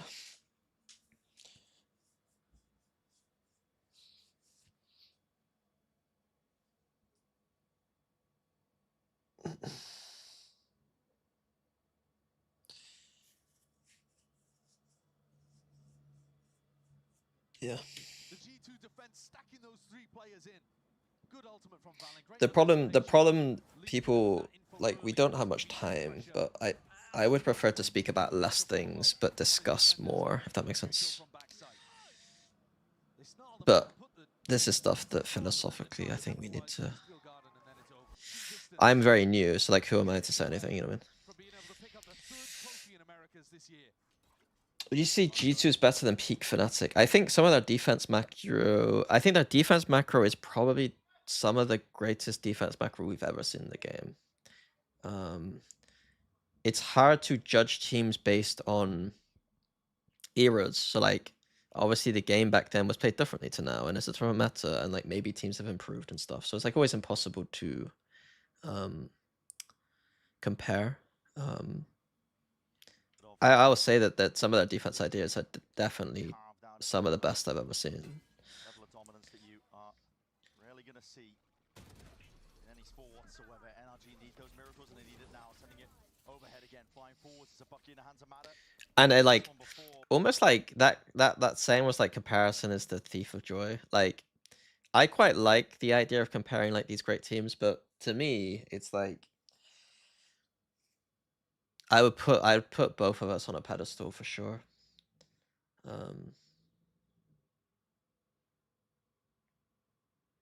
If some teams are really bad, why must we try and force positives?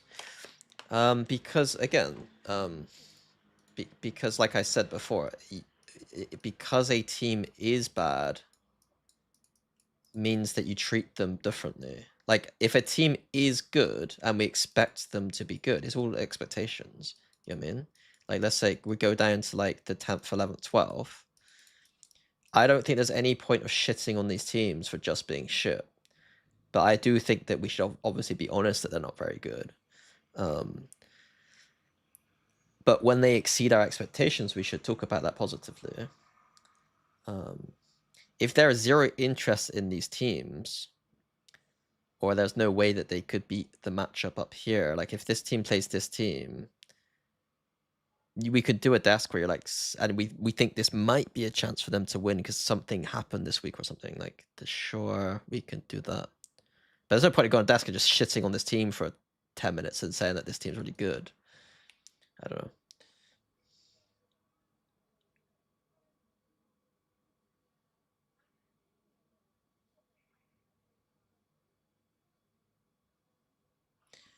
know. What you missed, Kim? I was talking about desk stuff a little bit, and someone was saying like, why can't we just call the bad teams bad? Like, we shouldn't talk about positives about bad teams. And I'm like, I kind of agree that maybe we try and be too... I think we do try to be maybe too positive about some of the weaker teams at times. Because they are bad and everyone knows they're bad, and so it's like trying to just like balance it out a little bit. But I think it should be, if they exceed our expectations at all, then we should talk positively. Even if that is just beating someone that like is slightly better than them or something. I do wonder if it's better during the weeks in which, especially when I'm on desk, during the weeks in which like it is like the 11th team versus like the second team, it should probably be more of a focus on why is this team good, I think. Good. And then the other angle is obviously like, is there an actual David versus Goliath thing? That is there a chance? But there has to be a compelling reason for this, and not just like, oh, we think that it can happen. I don't know. But the expectations in terms of the team, we're seeing out through Like, if a team comes into the league with a team that I think is built poorly and should come 11th in the league, I'm probably not going to give them. I'm not going to shit on them. On smokes, Jonah P willing to hold this one down. He understands the nature of NRG, looking to play this one aggressively. Ingrain themselves in through it. I watched some NA Valorant event, and the co-caster said on live stream that she didn't want to discuss about Valorant because she didn't know about Valorant. That's how casual this game is. At least stun them and stall them out, but the Thorns again even better. G2 making their way steadily, slowly closing that net. Jorgamo on the defuse, full stick of safety and confidence.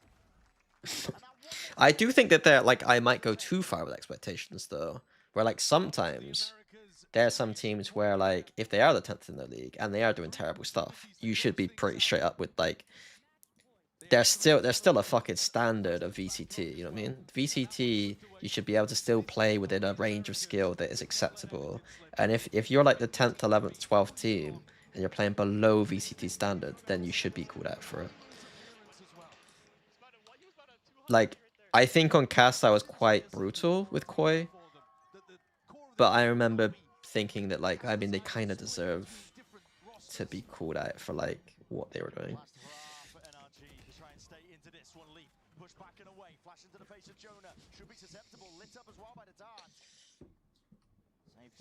I think if I cast a Furia, I think there's a chance.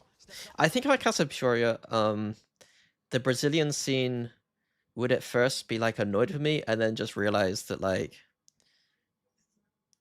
okay, he is kind of right. like they'd realize that I'm not mean about the other, like if there were like Brazilians doing well, like I wouldn't be mean about them, you know what I mean? NRG are all over the place. Disjointed, disconnected, but still Brock looking to see if he can stem that bleeding. Stop it before it really gets going. I think the way Dracos put it, Kim, was right. It's like, there was a week in which there was a team in which I'm not going to say who, but nobody cares about. And he was like, is there any point of us talking about this team?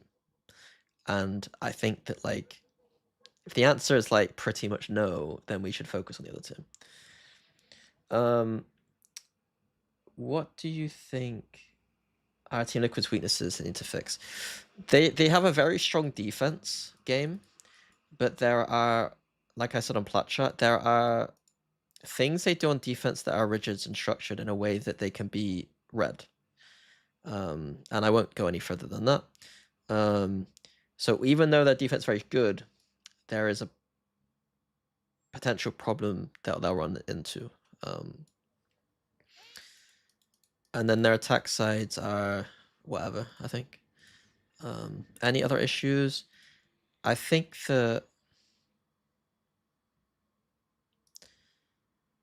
they run. I do think that they'll find more success with their double duelist comps in general than their double initiator comps, because I think the double duelist is much stronger than double initiator.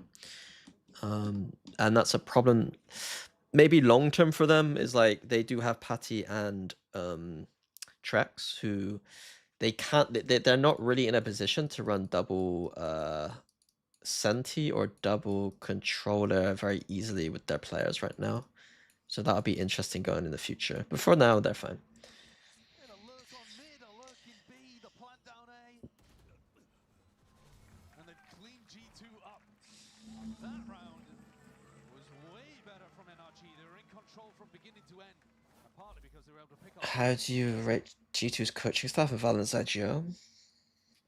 I think both are like some of the best in the world. A big punish. Normally If not the best in the world. Do you think Vitality's 6-man roster could have worked? I mean, was that a 6-man roster? Or was that safe playing every game? Ethan with a KO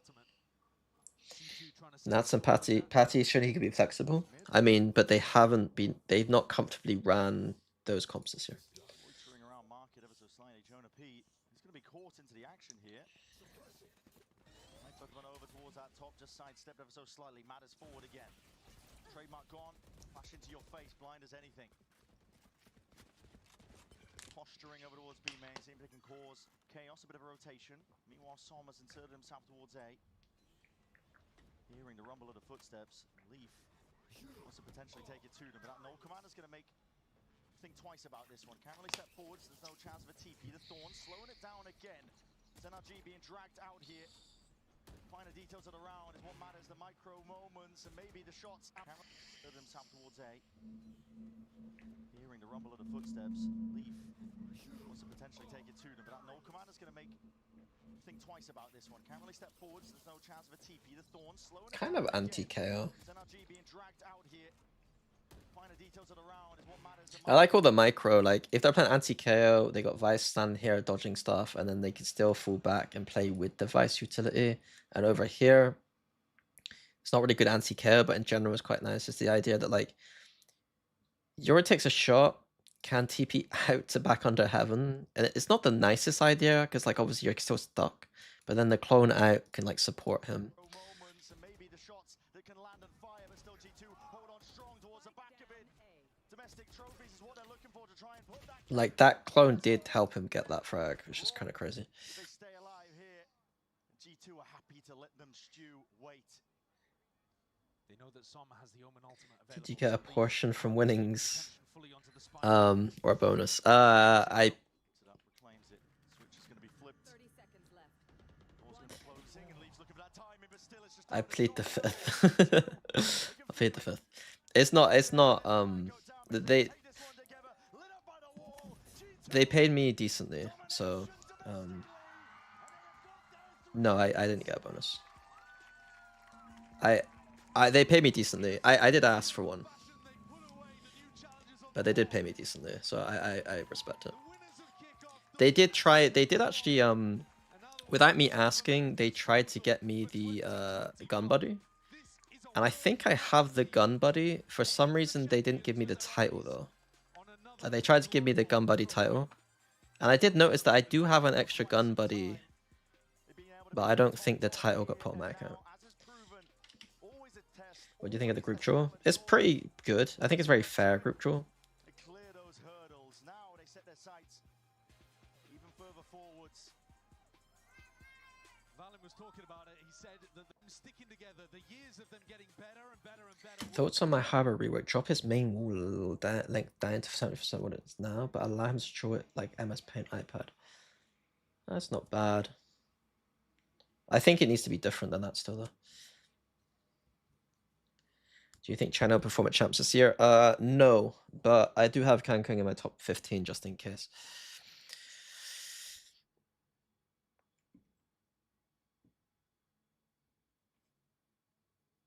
Heretics form for Champs? Pretty bad. Are you going to watch Party Champs? There's business being discussed today to figure out how I operate or what I'm doing for Champs.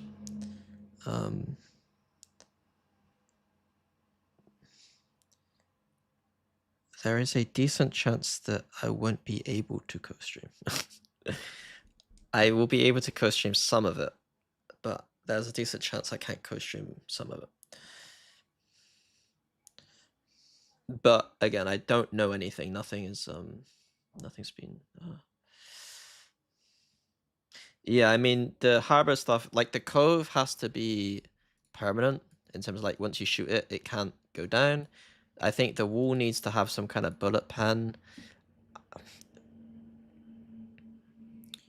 I do like the idea of like changing how the wall works in terms of like you should be able to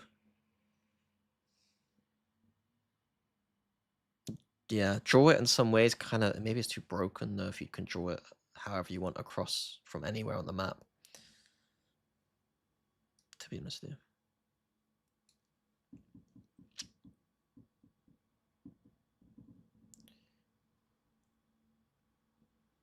if you could draw the wall anywhere on the map, then you don't change, I think,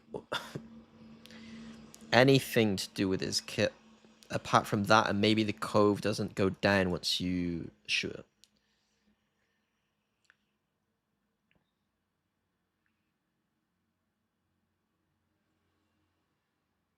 Just harbor.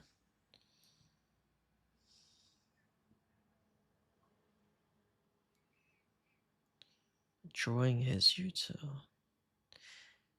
The way I think it would have to be is he'd have to be it couldn't be range across the whole map. It couldn't be range across the whole map, so you'd end up having to be a center rotational player. But that's what Harbor kind of wants to do anyway. So do you think the average aspiring non-IGL would aspiring pro non-IGL would benefit from learning macro from teams like G2, or would they be better off spending their time on other things and letting the IGL handle the macro side? Oh, if you're it's really hard to say. Aspiring pros, unfortunately, in my brain, it's like your mechanics are pretty much what I'm looking for. I do think that if you're the kind of person who's going to, like, if I was trying to go pro, like right now, I would understand that my mechanics are not going to get good enough, and I would need to become like Jonah P. Like, I'd have to become like a really smart player. And so it just depends what you think your strengths are. Lean into whatever your strengths are. If you realize that your mechanics aren't going to be like alphas, then like, yeah, make sure that you kind of understand positional stuff. I don't think it's necessarily macro overrule. It's just game sense. Like, you don't need to know all the macro stuff. You just need to know on defense, like, when should I rotate and when should I push? Like, those are the two questions you ask yourself. And if you can answer those questions decently or think about them a lot, then you'll be good. Attack side, it depends on your role a bit more. Like, it's a little bit easier on attack side most of the time. How does one go about setting up the foundation of a team like Fnatic or G2 have? You have to have coaches and IGLs with strong sense for macro. If you don't have that, you can't. So then you make playbooks and strats, and then you add protocols, and you design your whole schedule around like your playstyle. It's a lot. It's a lot. Oh, I can't be bothered to discuss.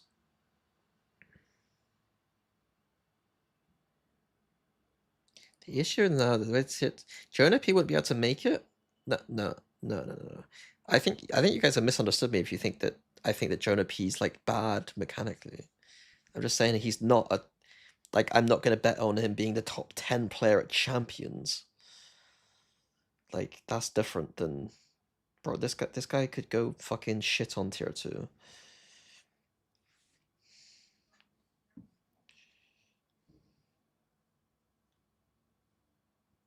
Okay, right, I'm done. I might be back. There's a chance I stream some ranked or something later, but probably not. Otherwise, I'll probably be back just tomorrow. Yeah. I'll catch you guys in a bit.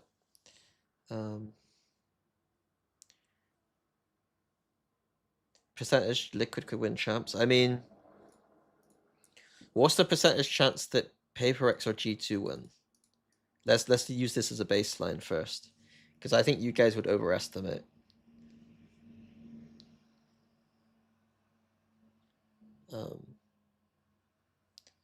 Like, the odds should be like, see, someone said there's a 70% chance it's one of these two teams. That's a bit high, isn't it? 40% for each. I think you guys overestimate odds.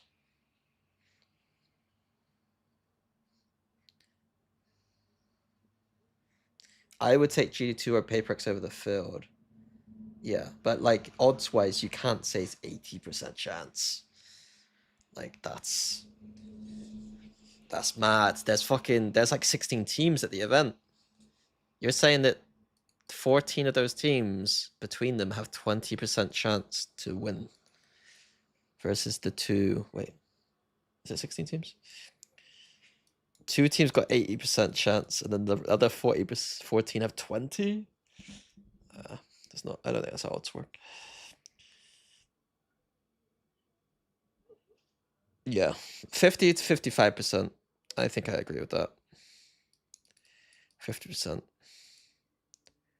50%, something like that. Anyway, so by that logic, it means that Team Nuclear can have no higher than, say, like a 15 to 20. 15, I give them. Which sounds low. Like, if I said that out loud, they have a 15% chance to win champs, you'd be like, what the fuck are you talking about? Now, remember, there's fucking 15 other teams. You know what I mean?